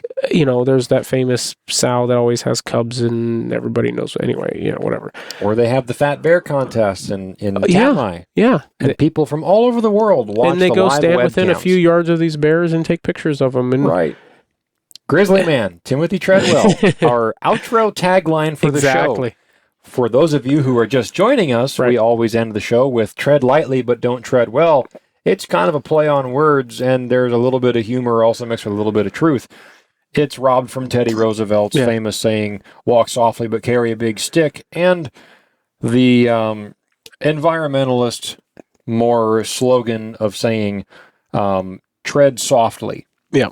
Or tread lightly, right? Like leave no trace. And so we combined them, and since Treadwell got quite literally eaten by a brown bear because of his denial of their animal nature, and also got his girlfriend killed in the process, we say tread lightly, but don't tread well. Meaning, sure, go out there and have a good time, but don't be an idiot about it. Yeah. You have to acknowledge the fact that animals are animals are animals. Yeah. They're not human beings. And so predators anyway, are predators. But someone that goes out and watches Grizzly Man, and I just recently watched that movie. I've never seen it. Less than 2 months ago. It was right before I left. And my boss and I were at a remote job site. We had to spend the night in an apartment nearby on site. Great little place. Had a TV that night because my boss listens to the podcast, and he had heard me say that I haven't seen Grizzly Man. That night, we finished dinner, and he said, I got Grizzly Man on the TV. We watched it. Fascinating. Yeah. Just a look into just how much of a nut that guy was. I didn't think that somebody could be that delusional about wild animals. The movie paint him as a little bit of a nut, or as a little bit more of he was better than all of us, the best of us? There was some of that from his friends that didn't live here. Okay. But the people that were in the video, there's a specific pilot. Was it more of a documentary style? Yes. Okay. Yes. So Werner Herzog made the movie. Okay. Famous, documentary filmmaker. Yeah. The people that were, in the movie at all that were from here, that were in the industry somehow. You know, his pilot, for instance, is still a pilot on Kodiak. Very well-known guy. He did not have anything good to say about what he was trying to do. Yeah. He said, yeah, he shouldn't have been doing it. He didn't know what he was doing. That bear almost killed that pilot when he came in there to go look for their camp when they didn't show up on time on the lake. That bear was behind him on the trail, you know, off in the brush, staring at him. And he didn't have a gun. And he described the situation, and, you know, and I believe it, if it wasn't the director, it was somebody else who was in the movie itself. And they also made a very black and white condemning remark of his actions, saying, yeah, we all told him, like, you cannot do this forever. And even he acknowledged himself, if I die by the hands of these bears, I'm okay with it. I'm willing to give my life to bring attention to these precious bears. That's tougher than saying I'm okay with passing on this 9.5-foot brown bear. Much tougher. But the delusional, but one you have to live with, aspect of, I see what you did there. Yeah. The delusional perspective of these bears just won't do that because I'm their friends. Right. I don't Bears understand have that. no understanding. Animals have no understanding of friendship. And, Right. Oh yeah, I've made a lot of people mad when I say dogs don't understand friendship. They don't understand love. They understand loyalty. Right. And they don't even understand that from that. They understand that you feed them and take care of them, so therefore they are loyal to you. But it's it's a baked in thing to them. Mm-hmm. Right? It's baked into them that's what they understand that. Yeah. But guess what? If you take a bear cub from its mother in its den, right? It's never known its mother alive. She gave birth and it sucked on her. And you took that and you raised it. That bear will become dangerous to you one day because look up how many people have successfully kept a bear until its old age. Yeah. I don't know what the number is, but my guess is it's very, very low because at some point, that bear has natural instincts, and its natural instinct is to kill. Yeah. Yeah. An animal can always revert to being an animal at its basic form. Anyhow, but that we've lost that perspective as a broader public, especially in this country. We've been so removed, and it's a wonderful thing to some extent that we are so removed from it because most of daily life is not visceral, right? You get in your car, you go to work, you work, and when somebody's in a bad car accident or whatever it is, like even the things that happen to us that when it's a non-natural death are usually as a result of our safer society. Whether it's a car accident or whatever. It's not it's not something that happened in nature, right? It's the list of people who die from getting eaten by a bear or falling off a cliff is much, much smaller than the people who died in a car accident, right? Right. And, and I don't know what the percentage of how likely you are if you go hiking to fall off a cliff or get eaten by a bear versus die in a car accident, but my guess is it's lower. But overall, we are more removed from death, but we're even more removed from human death, from animal death and suffering, right? Because, well, if our dogs are suffering, we take them in and we get them euthanized, and you can get it mounted if you want, or turned into a pillow, or cremate it and bury it and whatever you need to do. But we're and they live with us. That's how people see animals. It's they're a member of their family as they refer to them. I don't. I'm not my dog's dad. I am his master. He is not a member of my family, but he is my family's dog. Yeah. To me, that's a distinction that needs to be made. He's not human. There's nothing human about him. Yeah. I'm sure some people are not going to be happy with these comments, but that's okay. Let's circle back to it. So the whole thing here is the real issue to me that it comes down to overall is that what he did looks, from my perspective, as I could see the context justifying that. Essentially, okay, it's not great that the video made its rounds, but a lot of people saw it. However, I think it would it would be good for society. It'd be good for hunters as a whole for us to become, when I say us, I mean society as a whole, be reacquainted with that, right? As in, this is what it takes to live in the society that we do. This is what these things take. I mean, we have. I'm not going to go there, but it's just a whole nother direction. But we have such a I think you get the idea. Like, so to me, that was where the other direction Born Primitive could have taken. Is it would be better to show this, not right away. Okay. Not right away. And the whole hunting media issue thing. Well, so then what? We have no hunting media, and then. Well, then hunting just goes away. And if hunting goes away, then there will be no support for it. The laws will change, and you won't even be allowed to do it anymore. That's a far worse thing. Right. It seems better at the moment, right? Of course, then there's the publicization of trophy hunting. Trophy hunting should be okay, and it should be accepted. Yeah, I agree. Right? Because it's not about the animals. Right. It's not. Yeah. If it was about the animals, we wouldn't hunt them. Yep. We would build them beautiful parks. We already do that. Preservation, not conservation. Oh, wait. We already do build parks for animals that we can't hunt them. Exactly. We do that already. That's not what we're talking about here. Right. Yes. The difference between preservation and conservation. Yeah. We talk about conservation dollars for hunters. Yes. Provided by hunters to support conservation in order to conserve. To conserve is not to... Right. It is not to eliminate access from. To conserve, the idea is to keep them around for the next generation. The idea of conserving energy. Well, for what? So I have some more later. Yeah. I'm going to conserve the animals so I got some more next year. Yeah. And the next year. And so my kids can shoot them. And so that my kids and their kids and their kids can shoot them. That's conservation. And what do hunters talk about? It's a connection to the land. Right. Right? Which is kind of a... I don't know if I've ever used that statement that way before. Really? No, it's kind of almost like, it's a connection to the land. No, it's a connection with nature. No, it's not necessarily. It's an understanding of the roots of it. It's an opportunity to live a little bit like my ancestors did, right?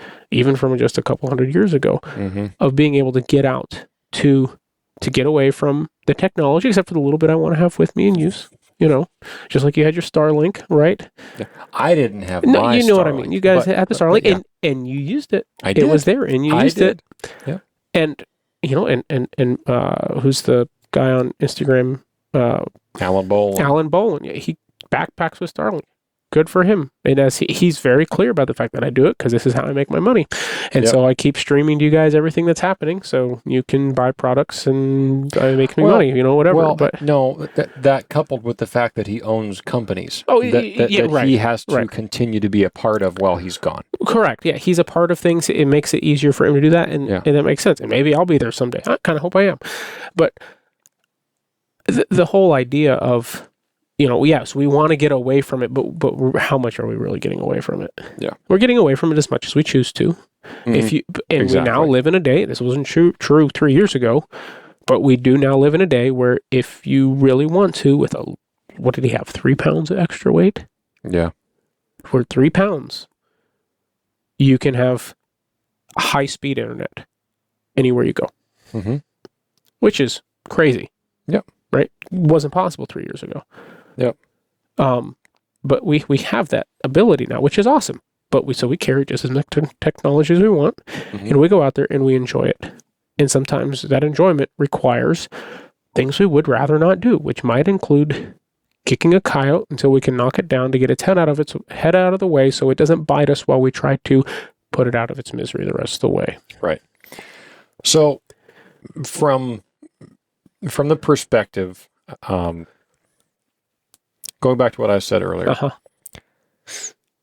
I can understand both sides. If someone was to say, you have to choose right now, I'm going to send you this video. Yeah. Should I post this or not? Well, I would have said no. Even with the argument that could be made that, well, if we post it, then we can use it as a conversation and an education piece to say, look, this happened because, and I say that because of this. There are hunting channels that exist, whether it's on TV, not really on TV anymore, but it's on YouTube, let's say. And you'll watch a hunting video and someone will make a poor shot on an animal. Mm-hmm. And they're following up on it. And they find it again, and they have to shoot it again while it's trying to stagger up to its feet and run off. And they shoot it, and they put it down, they kill it, and they say, many, many times they say this. They say, well, that's tough to see. We don't like seeing that, but we're not going to hold that back because we're going to show you that's what goes into this. Mm-hmm. There are other hunting shows where you can absolutely see that shot number one is a gut shot. They follow up on the animal, and you see that the blood trailing is severely edited and shortened. Yeah. They end up in a totally different area, and they find the animal, and they find it dead, but it's got a second shot Right. in the lungs, and it's never mentioned. I remember watching something with my dad growing up and him being like, that's not, what? They're in a completely different spot now. That's not real. And, Right. And he's like, turn this guy off. Right. And the name might shock you if I told you who it was. I know exactly who it was because your dad told me that story before. I've seen shows going both ways. Yeah. And once again, I get it. Yeah. From the perspective of, look, hunting already has enough enemies as it is. We don't need to be giving them more ammunition. Hyperbole intended. Yeah. Okay. Yeah. We don't need to give them more reasons for them to hate us. So, for that reason alone, ethics, morality, anything else aside, personal bias, doesn't matter. For the sole reason of, I don't want this to be taken by the antis crowd and used as an against us argument Yeah. in the floor of discussion concerning hunting rights or the right or ability to kill certain animals. So, even though it might seem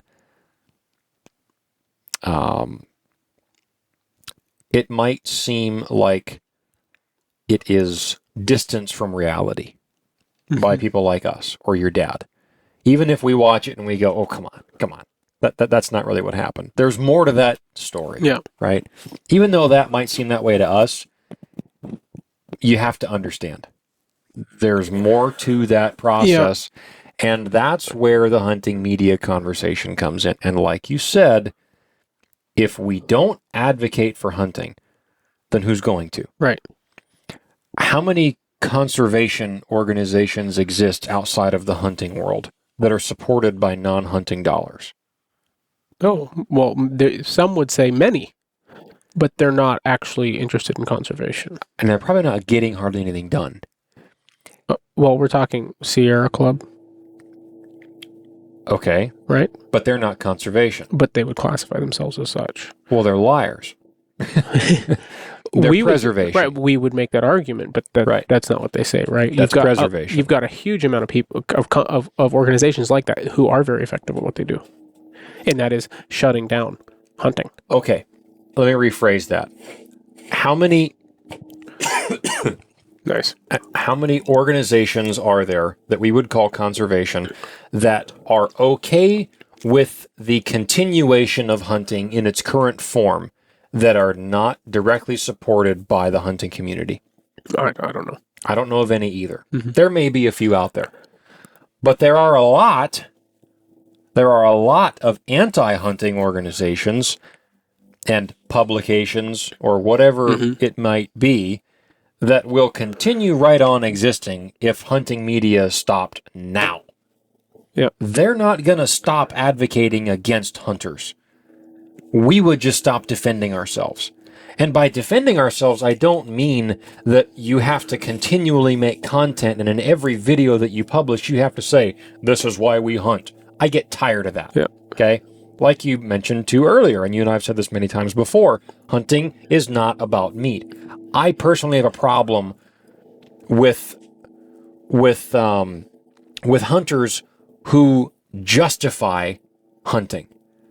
Stop justifying something just because you like it and, Right. and you feel guilty about it.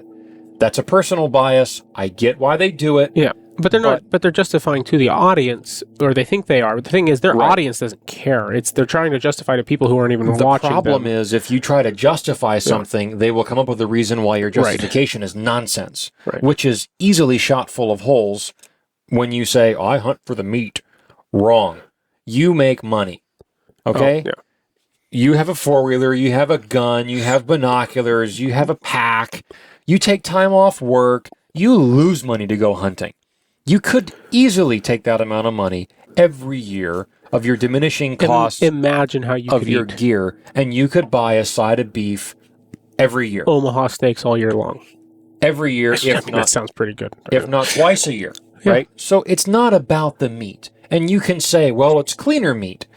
Buy from some family farm. You can buy cleaner meat. They're everywhere, okay? Ever since COVID, everybody thinks about where their food comes from. That's been a big thing. I'm not against that. But I'm just saying, Yep. when you try to justify something to a crowd that wants to see your demise occur, Yep. you can't come up with shoddy arguments. Right. It's the trophy you just- hunting yes. argument. Yeah. Right. Quit defending it. Just say, hunting is something that I enjoy. I enjoy the experience. I like being outside. I like the fact that I get to see animals in their natural environment, interact with them even, in ways that if I wasn't a hunter, why would I ever be out doing this? I'm not an alpinist. I have zero reason to climb a sheep mountain without the ultimate goal in mind of, I'm going to sheep hunt here, or I am sheep hunting here now. Right. There has to be a reason. I don't enjoy just climbing mountains for no reason. There's got to be a goal in it. Do you think I'd go pack hundreds of pounds of dog food into the woods just to help the bears eat? No. I'm doing it because I enjoy it and I get to see You do them. feed a lot of bears. You don't shoot too. Absolutely. And realistically, someone just made a great point to me the other day. Bear baiting season in all its effectiveness is at the most about 2 months long. Yeah. From the beginning of May to the end of June, This right? year it's a month. Right. But let's just say that it's 2 months. How long are bears awake? If they get out of the den in April, that's March.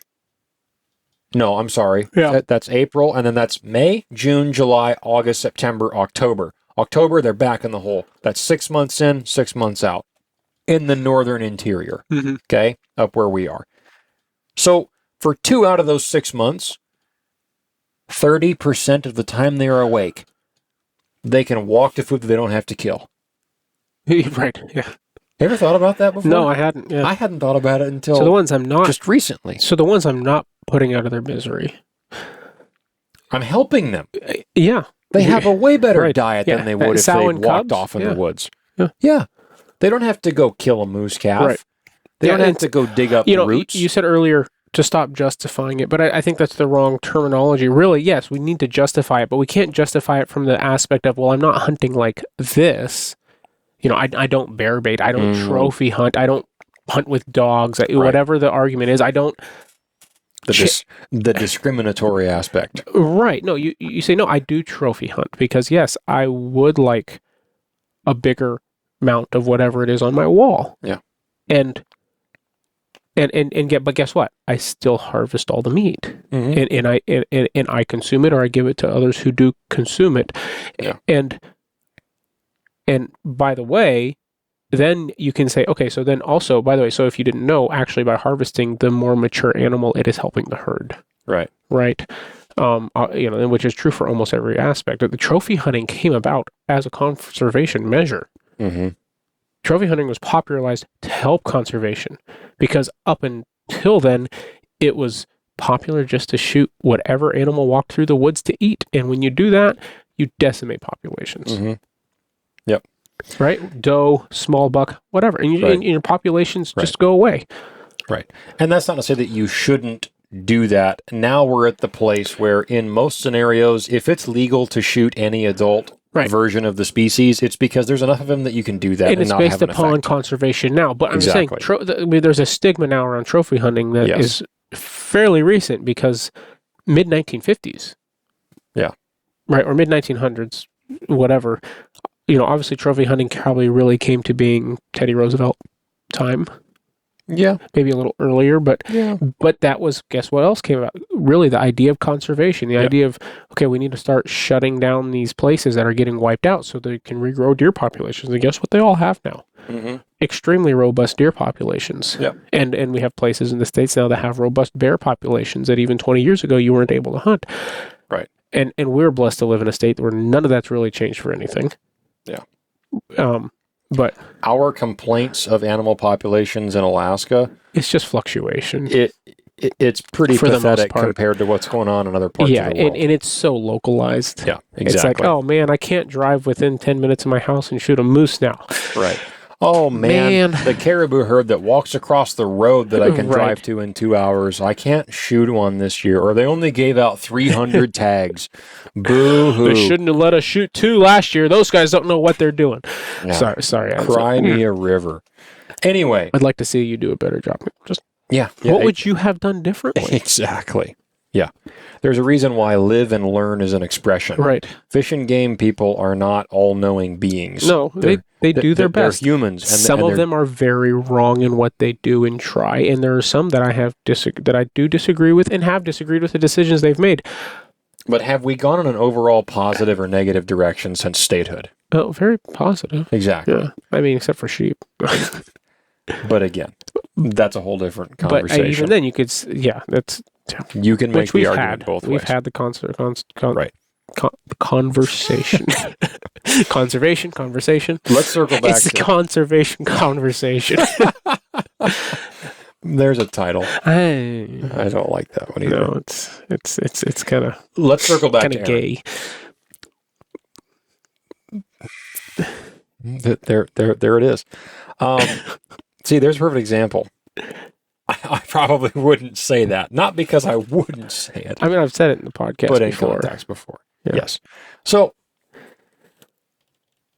it really threw you off there, didn't I? Not necessarily. I'm trying to express this in a way that there's no question about our stance on the matter. If that's the only way that there was to kill that coyote, then yeah, it's ugly, but it needs to happen. I don't really have a problem with it. I don't think that that the additional what looked like to me taunting perhaps has a bad look to it. You know, what do you mean taunting? Kind of the tapping of the knife over the head type of thing. That didn't serve any purpose in killing it any faster. So his words, according to a quick search, were where is it? It was a dead check because he stabbed it and then he was tapping it to see if his eyes blinked, which is kind of what I thought. His head was still up. It wasn't dead. That's nonsense. Sorry. That's nonsense. I watched the video. That's not what happened. From your description, having only seen the video once and it being days ago, I thought when you said that, I wouldn't have called it a dead check, but that was any hunter seeing if his, what was his fate? What was his eye? What were his eyes doing? Is he responding to me? Is he dying? Right. Sure. To me, that might really be the only thing that you could have done differently, because he was out in the prairie flats right there where he kicked the thing. It's not like there was a stick laying there that he could, well, let's just be honest, club it over the head with and kill it. Yeah, it might take a lot to kill a coyote by clubbing it over the head. I'm not, okay. I got something I want to say there, but I'm not going to. And again, for perception's sake. But let's just say that the tables were turned and he did have a stick and the video got published still.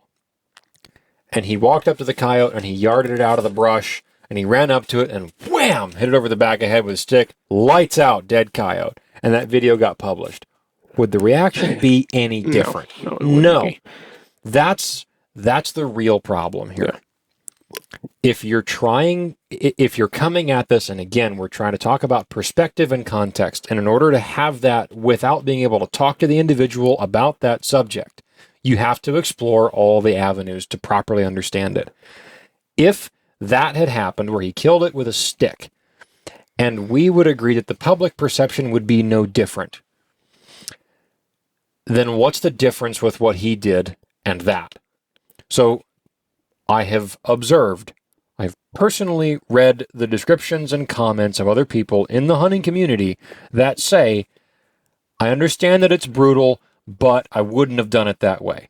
Okay, had you killed it with a stick, would the reaction be any different? And once again, if the answer is no, then why do you care? Yeah, well, and once again, I say it's easy for you to say you weren't there. You don't know the exact. None of us know the exact context of what happened. Yeah. Did he, like I said, just from something I could imagine happening is running a 4-wheeler side by side something. You're driving like, oh, I think that's it, and you run up there, not realizing it's not dead. Right. We do, and you say, oh, why wouldn't you just driven up to it? Well, who knows? We do stupid stuff sometimes. Maybe, and so he runs up to it and realizes it's a lot more alive than he thought it was. Mm-hmm. And so then what we saw proceeds to happen. In which case, I think he did the best with what he had. And had it jumped up in front of him very much alive, and he would have thought to himself, I don't have my gun. I left it back there where I was sitting, and he ran it over with the 4-wheeler. Would the perception have been any different? No. At the end of the day, the people who want to find something wrong with the killing of a predator are going to find it wrong. And now here's another argument. A dead coyote's a dead coyote, and a dead coyote's a good thing.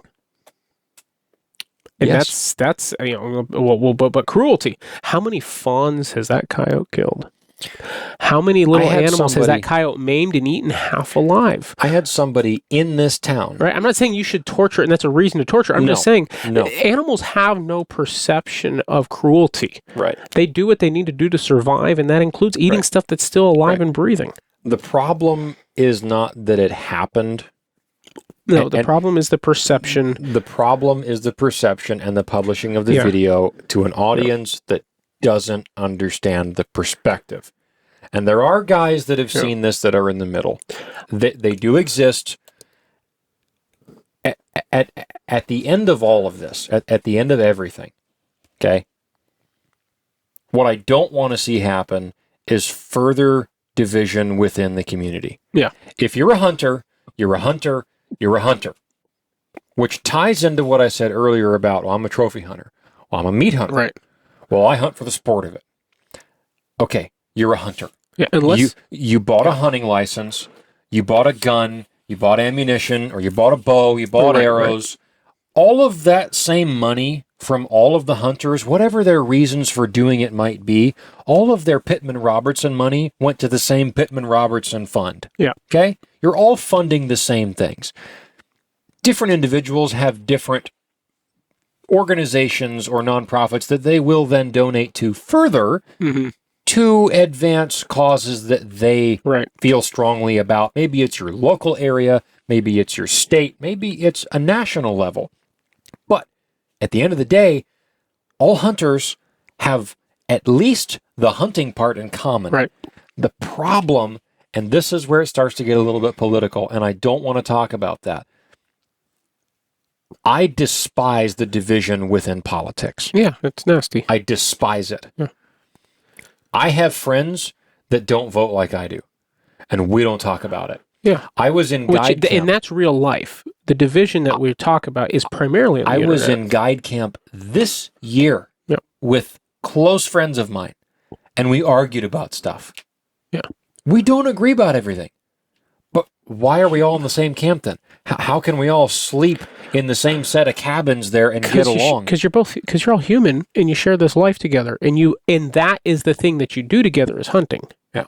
But it's because you're human. The difference is we're all in a room together and it's pouring rain outside and it's 40 degrees. You can't just get up and go somewhere to get away from it all. At the end of the day, you come to a resolution. Mm-hmm. The problem with internet politics, and I'm not just talking about politics. I'm talking about the politics of everything is political. Of everything a society has division. Or of an argument or of a point of view. The problem with the politics of perspective is that on the internet, it's not a person-to-person conversation.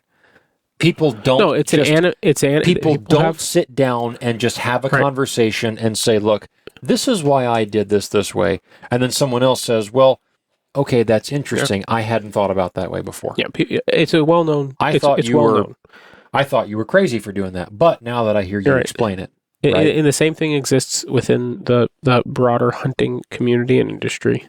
Yeah. When there's something polarizing, people are going to take sides. That's what's happened. Right. I really like where we're at here with our show and company. Mm-hmm. We're small. We're growing. Mm-hmm. Please share, please like, please subscribe, please watch the other videos. Tell us what you want to see, because we're small enough right now. We care. No. And listen, just as a quick caveat, I'm curious to hear the public perception on this topic.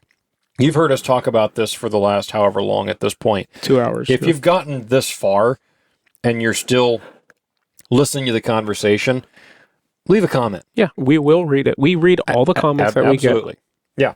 I am curious to see what your perspective is, what you've seen of it, what you think of it. With caveat, we get comments occasionally from people that say stuff that is very one-sided, very that internet anonymity side that you were just talking about, where people just say things to say things because they think they know better than we do. Right. And yes, and you might, but if you say it as if we're stupid and you're the expert, then we don't respond. Or if we do, it's tongue-in-cheek or whatever. Like, if you look at our YouTube videos, there's some YouTube videos with some stupid comments. Great example. If you're listening, I doubt you are. Dalton, there's a video of Dalton showing his guide rifle from a while back. Okay. Yeah. And he, at the time, had forgot his sling when the last time he had taken it hunting. Oh, that's right. And so he had like a piece of paracord on it or something like that. Yeah, piece of reflective paracord. Yeah. It's still on there. And there's a comment, relatively recent. The video's been up for a while, but somebody saw the video, and the comment is basically like, "Well, you dumb redneck idiot, why would you have that on there? Yeah." And it's like, well, if you had actually listened to you would know the story of why that was there. Right. But no, he doesn't care. He's not stopping long enough to realize what's going on. No. That we have time, obviously, for that because we're talking about it. But we don't have time to discuss anything with that guy. No. Right? We don't care. Yeah. But if you have constructive things to say, Absolutely. if you love what we're doing, if you hate what we're doing, and you let us know in a way that is approachable, we're happy to, carry on a conversation with you in the comments or whatever. Mm-hmm. But where was I going? I was going somewhere, and then we talked about comments. To your point, also about the comment thing, if you respond and say, I've been doing this for so long, and this is what I choose to use, because it was about the episode of the difference with bear guns. Okay? The comment that read something along the lines of, I moved to Alaska in such and such year, the picture in my bio is of this, and I would not use any of the combinations that you discussed. Yeah. And I kind of chuckled and thought, dude, are you kidding me? Right. Well, he said almost any, so maybe there was one he liked. He doesn't like Brennecke Black Magic slugs for bears. He has a 6-power scope on the low end on whatever other rifle, and he said a 9.3 and a 338, and he didn't like my choices, which were at the time, I think I showed a couple of 375s. Right. And I thought, so I responded because it kind of irked me a little bit. I thought, did you respond to that one? I did. I was probably a little bit more snarky than like I said, have been. That's where we'll be snarky. Is if you respond as a know-it-all, then it's free game, and it is the internet. Yeah. if you want to be kind of smart alecky about it, then you're going to get that in retaliation. And I said something to the effect of, a 6-power low end scope is better served for me to pound in tent stakes than to try to shoot a brown bear at 10 yards. That's nonsense. That doesn't serve the purpose, right? So if you have something to add, I'm interested in perspective because, again, that contributes to my perspective. If you say something on the YouTube video for this episode, I'm genuinely interested to hear the comments from the non-hunting influencers. You see what I mean there? I'm not interested in hearing what the other influencers have to say anymore. That's not what I care about. What I'm genuinely interested in is the average Joe who doesn't have a podcast, who doesn't have a public voice. I want to hear in the comments, what do you think about the video and about the overall situation? You've heard us discuss, look, this is how you could see it from one way, this is how you could see it from the other way. Brutal things happen. Especially if you run a trap line, you're going to have to dispatch something with your hands by asphyxiating it at some point. It's not a matter of if, it's a matter of when and how often in a season. It's not always pretty. And that's why trapping has been outlawed in some states, because people don't like to live with that reality. They don't like the idea that an animal gets trapped. They might sit there for a few days before something happens to it. I have shot and wounded and lost an animal. Yeah, me too. And it sucks. It's a horrible feeling. It does. But I didn't think of it as oh man, that animal has to suffer. Right. That's part of it little bit. Part of it. But the thing that hurt the most was that I messed up and I knew better. Yeah. It comes to the ethics and the of it. animal had to pay for my mistake. Right. Because the animal probably lived. Almost 95% lived.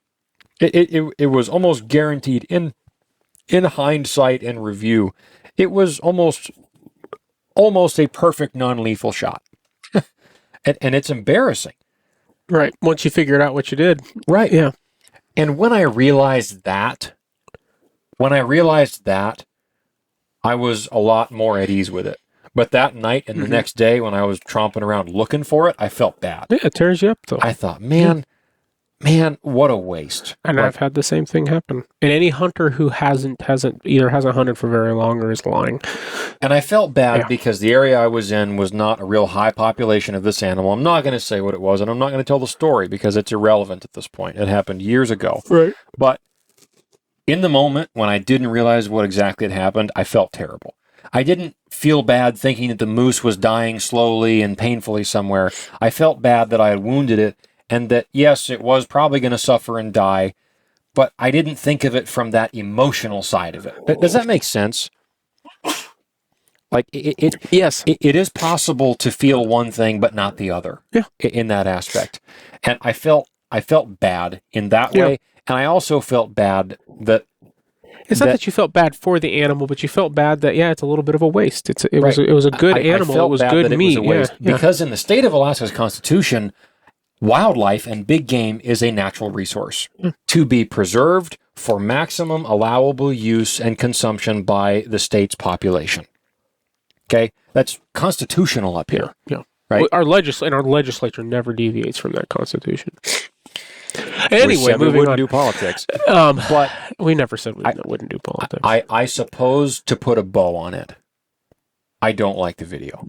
I don't like the optics of it. Yeah. And I'd like to hear like your 5-minute synopsis. I'm going to do mine, then you do yours. Okay. And then we can wrap this up. Before we do that, I want to wrap back around real quick when I was talking about comments on videos. Got off.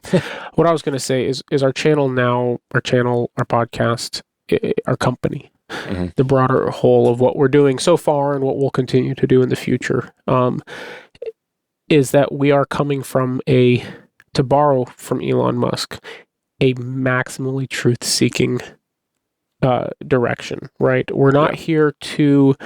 I think a lot of the anti-trophy hunting, the anti-bear baiting, etc., I think a lot of that kind of comes out of that mid-2000s feel-good stuff and in the culture as a whole, right? We stopped saying retard for a while, right? Like, nobody ever stopped calling anybody gay, but,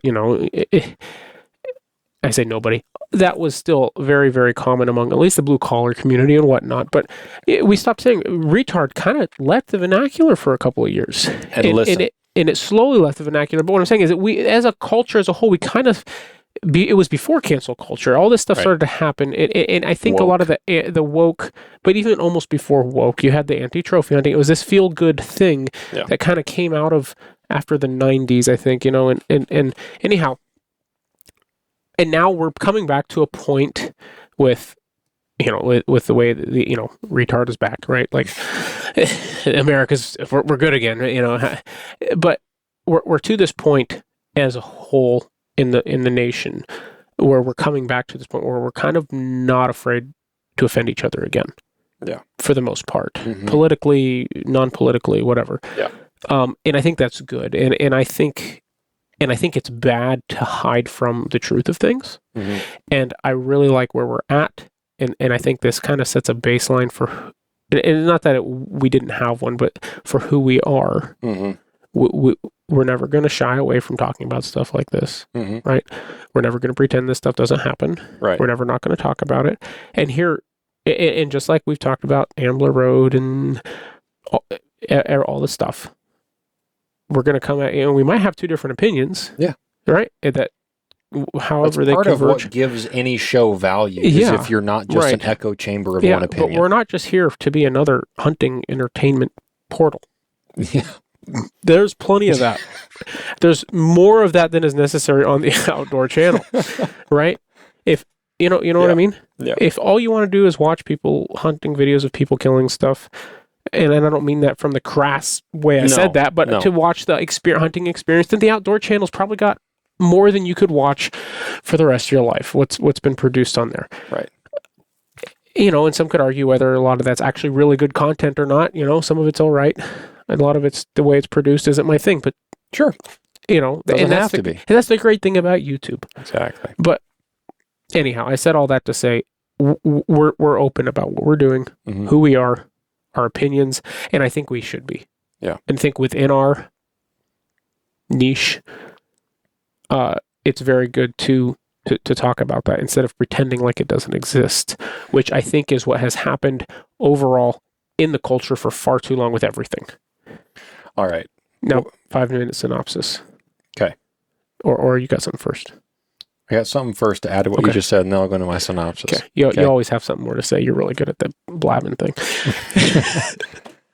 I think you probably out-talked me on this one. Probably. I've been opinionated. When it comes to opinionated things, I talk a lot. That's fine. And that's why I sent you that video and said, watch this. We're talking about this. You're a far better storyteller than I am. Far better. Okay. This is not a story. I'll talk you on politics all day long. Agreed. Including just political subjects and philosophical. Agreed. As far as slang terminologies that went away during the woke era, okay? You're talking about retard. Yeah. Okay. And this does tie back into to this what we're talking about here. It's not that people that used those terms in jest before were always being in a derogatory or hateful or vindictive way. No, but we pretended that it didn't exist anymore. Right. So you took an issue and you went so far to appease people that you don't know on an issue that you really don't care about, that doesn't affect you. Right. And you thought, well, if I stop saying these trigger words, then I'm helping society. And it really didn't make a difference. No, it makes it worse because you're not acknowledging that those things exist. Exactly. So the same thing applies to this whole coyote situation. By avoiding the subject, you're trying to pretend like, that was a bad apple in the bunch. Aaron's not one of us. Yeah. Okay. Now, I'll say, we don't know Aaron. Aaron is no stranger to polarizing conversations in the hunting community. Yeah. There are people that like him, and there are people that think he's an idiot. There are people that like us. There are people that think that we're idiots. That's okay. We've all heard the term. If everybody likes you, you're doing something wrong. Yeah. If you're not taking flack, you're not over the target. Right. So, from a personal level, we'll get back to that. Uh-huh. I don't love the video. I get it. It's not always pretty. The killing of an animal is not always perfect. Mm-hmm. Okay? It's not all, well, I'll rob a term from a close guide friend of mine. Life ain't always cocktails and dreams. Okay? It's just kind of a funny thing that he always says. Life ain't always cocktails and dreams. You get the idea. It doesn't always go how you plan it. Whether it ends up going poorly or going well. Either way, if I looked back, if I could go back in time 10 years and someone were to say, yeah, in 10 years, you're going to be doing this for work and you're going to be doing that for work and you're going to do this and you're going to be friends with these people and you're going to go hunt and do these things there and you're going to... I would have said, how? how, or why? Or why would I choose or you're to not do going to that? be friends with these people anymore. Right, exactly. Right. So foresight is important, but you shouldn't always dwell on it. Sometimes you just have to do what's right now. Yeah. And to me, because you and I possess video footage of things that we don't want on the internet, not because they're illegal or unethical, but because they could cause questions amongst a crowd that doesn't know better. Correct. Okay? Whether hunters or not. If we were only talking to hunters, and in a sense we are. For instance, we showed 2 of those videos in our last bear baiting class that we put on. But if we were only, and that's a great example, because we knew the audience. If what we were doing now was only going to the hunting community as a whole, and only hunting community members who shared our perspective I don't even, in most ways. I don't even agree with that. I think if it was only the hunting community as a whole, I would not have a problem sharing any of the videos that I possess of me doing things that people don't like. Because I am not alienating people from hunting. No. Some of them may get really upset at me for some of those things. However, I don't have a problem with that because I'm not going to change their mind on whether or not they're a hunter. And I'm not going to hurt the movement. No. See, and that's actually a different perspective from what I was going to say there. I wouldn't want those videos out there because I don't want lesser experienced people trying it. Okay. So there's... So 2 different reasons. We have 2 different categories of videos we're talking about too. Yes. So just from my black and white perspective, from what I know, I don't love the videos out there of the coyote ordeal. I just don't like it. I don't think it's a great look without proper context. If it had context, and if there's an explanation out there, I'd love to hear it, and my tune would probably change about it. At the end of the day, it's out there now. Yeah. Born Primitive making the decision that they did, I understand totally why. Fine. Yeah, that's the thing. I get it. I don't think less or more of them on a moral standing because of what they did. Correct. I saw people bashing Born Primitive for you blankety blanks and you have no spine and why would you do that and this is hunting. No, it's not. That happens every once in a while. Right. Between you and I, a lot of stuff has been dead in the last decade in front of our guns or bows. Yeah. And I haven't had to dispatch anything that way. Specifically. And I've made bad shots. Yeah. And I've had to follow up and end the job. And it didn't have to go that way.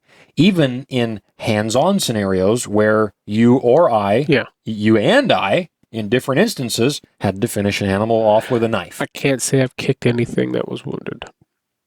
That I can remember. Yeah. I've or had a reason to. I've never kicked anything either. Yeah. No.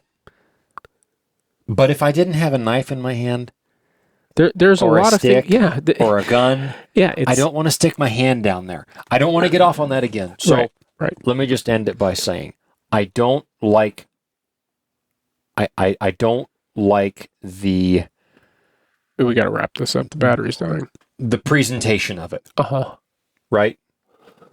Yeah. No, I understand. But it's important not to throw the baby out with the bathwater. Yeah. You can't say, well, we can't shoot coyotes anymore, or we can't do this anymore, or we can't do predator management anymore. Right.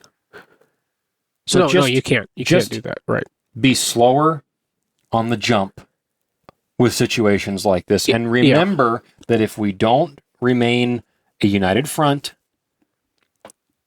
then we're going to lose the big battle. Right. And this isn't to say that if it was a blatantly obvious issue, where he was clearly torturing it, right? Because without proper context, there is an explanation, or even within proper context, there may be an explanation for every action he took in that video. Yeah. And there might not be. And there might not be, but we don't know. Maybe there'll be more information that comes out, and I would be happy to say, nope, change your mind. He was wrong. He deserved to get fired. I disagree with everything. Yeah, but it's not a there's not enough information in the video to know whether it was right or wrong. There's not enough context. Not enough context.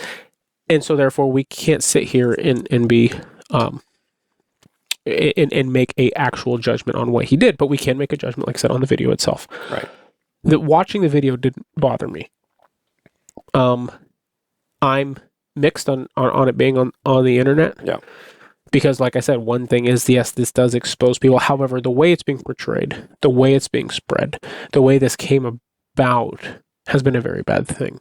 Yeah. I would be more likely to share a video of that type if it was within the broader context, right? And limited, because you can, there's way, when you publish something on the internet, you have legal rights to it, and you can limit how that spreads. Now, obviously, it can be hard, within a platform, it's usually pretty easy. Once you're the original poster, keeping other people from sharing it within that platform. However, within context, within a broader context, even if it was a 5-minute video, with that in the middle of it, or cutting in and out of the scenes of that, as he explained what happened and why it happened, well, that makes it really hard for people to clip out what he did as one video, right, and make it look like something different than it was, right? And so the video as it exists, I don't like. Yeah.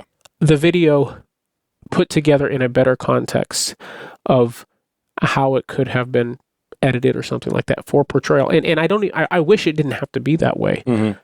I would rather... But there are more important things to consider than that. And it's the perception of non-hunters. Because the anti-hunters, we can't change their minds. Right? Once in a while, somebody's mind changes, sure. For the most part, we're not changing the minds of the anti-hunters. Right.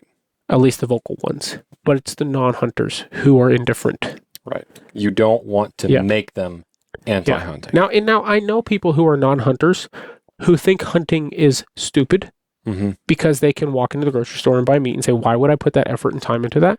But they're not going to advocate for a loss of your rights over it. Because they also have no problem with it. Right. Because they've grown up around people who have hunted. And that's probably a fairly distinctly, not just Alaskan, but it is a distinctly Alaskan position. Obviously, small town, wherever you live, I'm sure there's people like that as well. I just mean, it is a Alaskan thing when you grow up in Alaska, you grow up around hunters. Yeah. I think that's my... Once again, if you have enjoyed this episode, or if you hated it, and you totally disagree with our perspective, leave a comment. 5 stars. Like we said, we are genuinely, as can be, interested in the position and in the opinion of other folks like us within the hunting community. Yeah.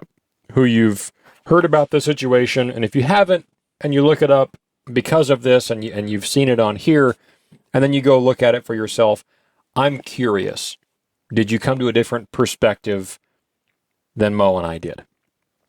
Because really, at the end of it all, Mo and I are almost at the same spot as far as the existence of this video in its current form. Neither of us love it.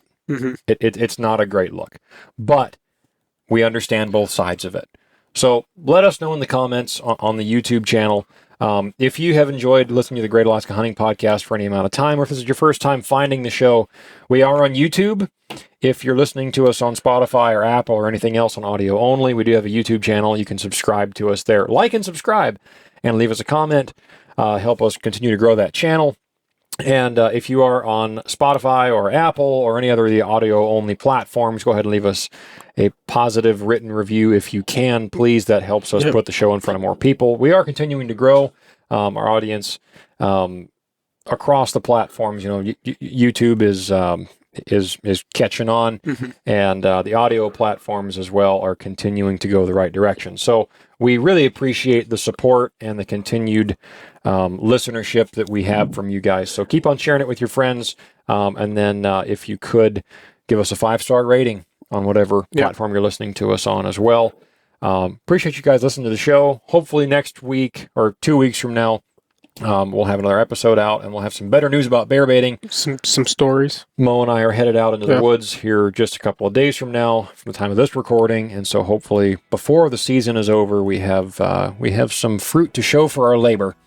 So thanks for listening. We hope you enjoy the show, and keep an eye out. We release episodes every 2 weeks. So I'll probably be posting Oh, a yeah. video, a YouTube video, Yep. around the same weekend that this podcast releases. Yep. So if you're on a Yep. Spotify or Apple, check. And we'll look have for some that. video from the bait checks and things like that. Yeah. Hopefully dead bears, but Yeah, that would be awesome. At least Yeah. footage of bears would be cool. Oh, that would be cool. Yeah. That would be awesome to put on the YouTube channel. So, anyway, until next time, thanks for listening. Tread lightly, but don't tread well.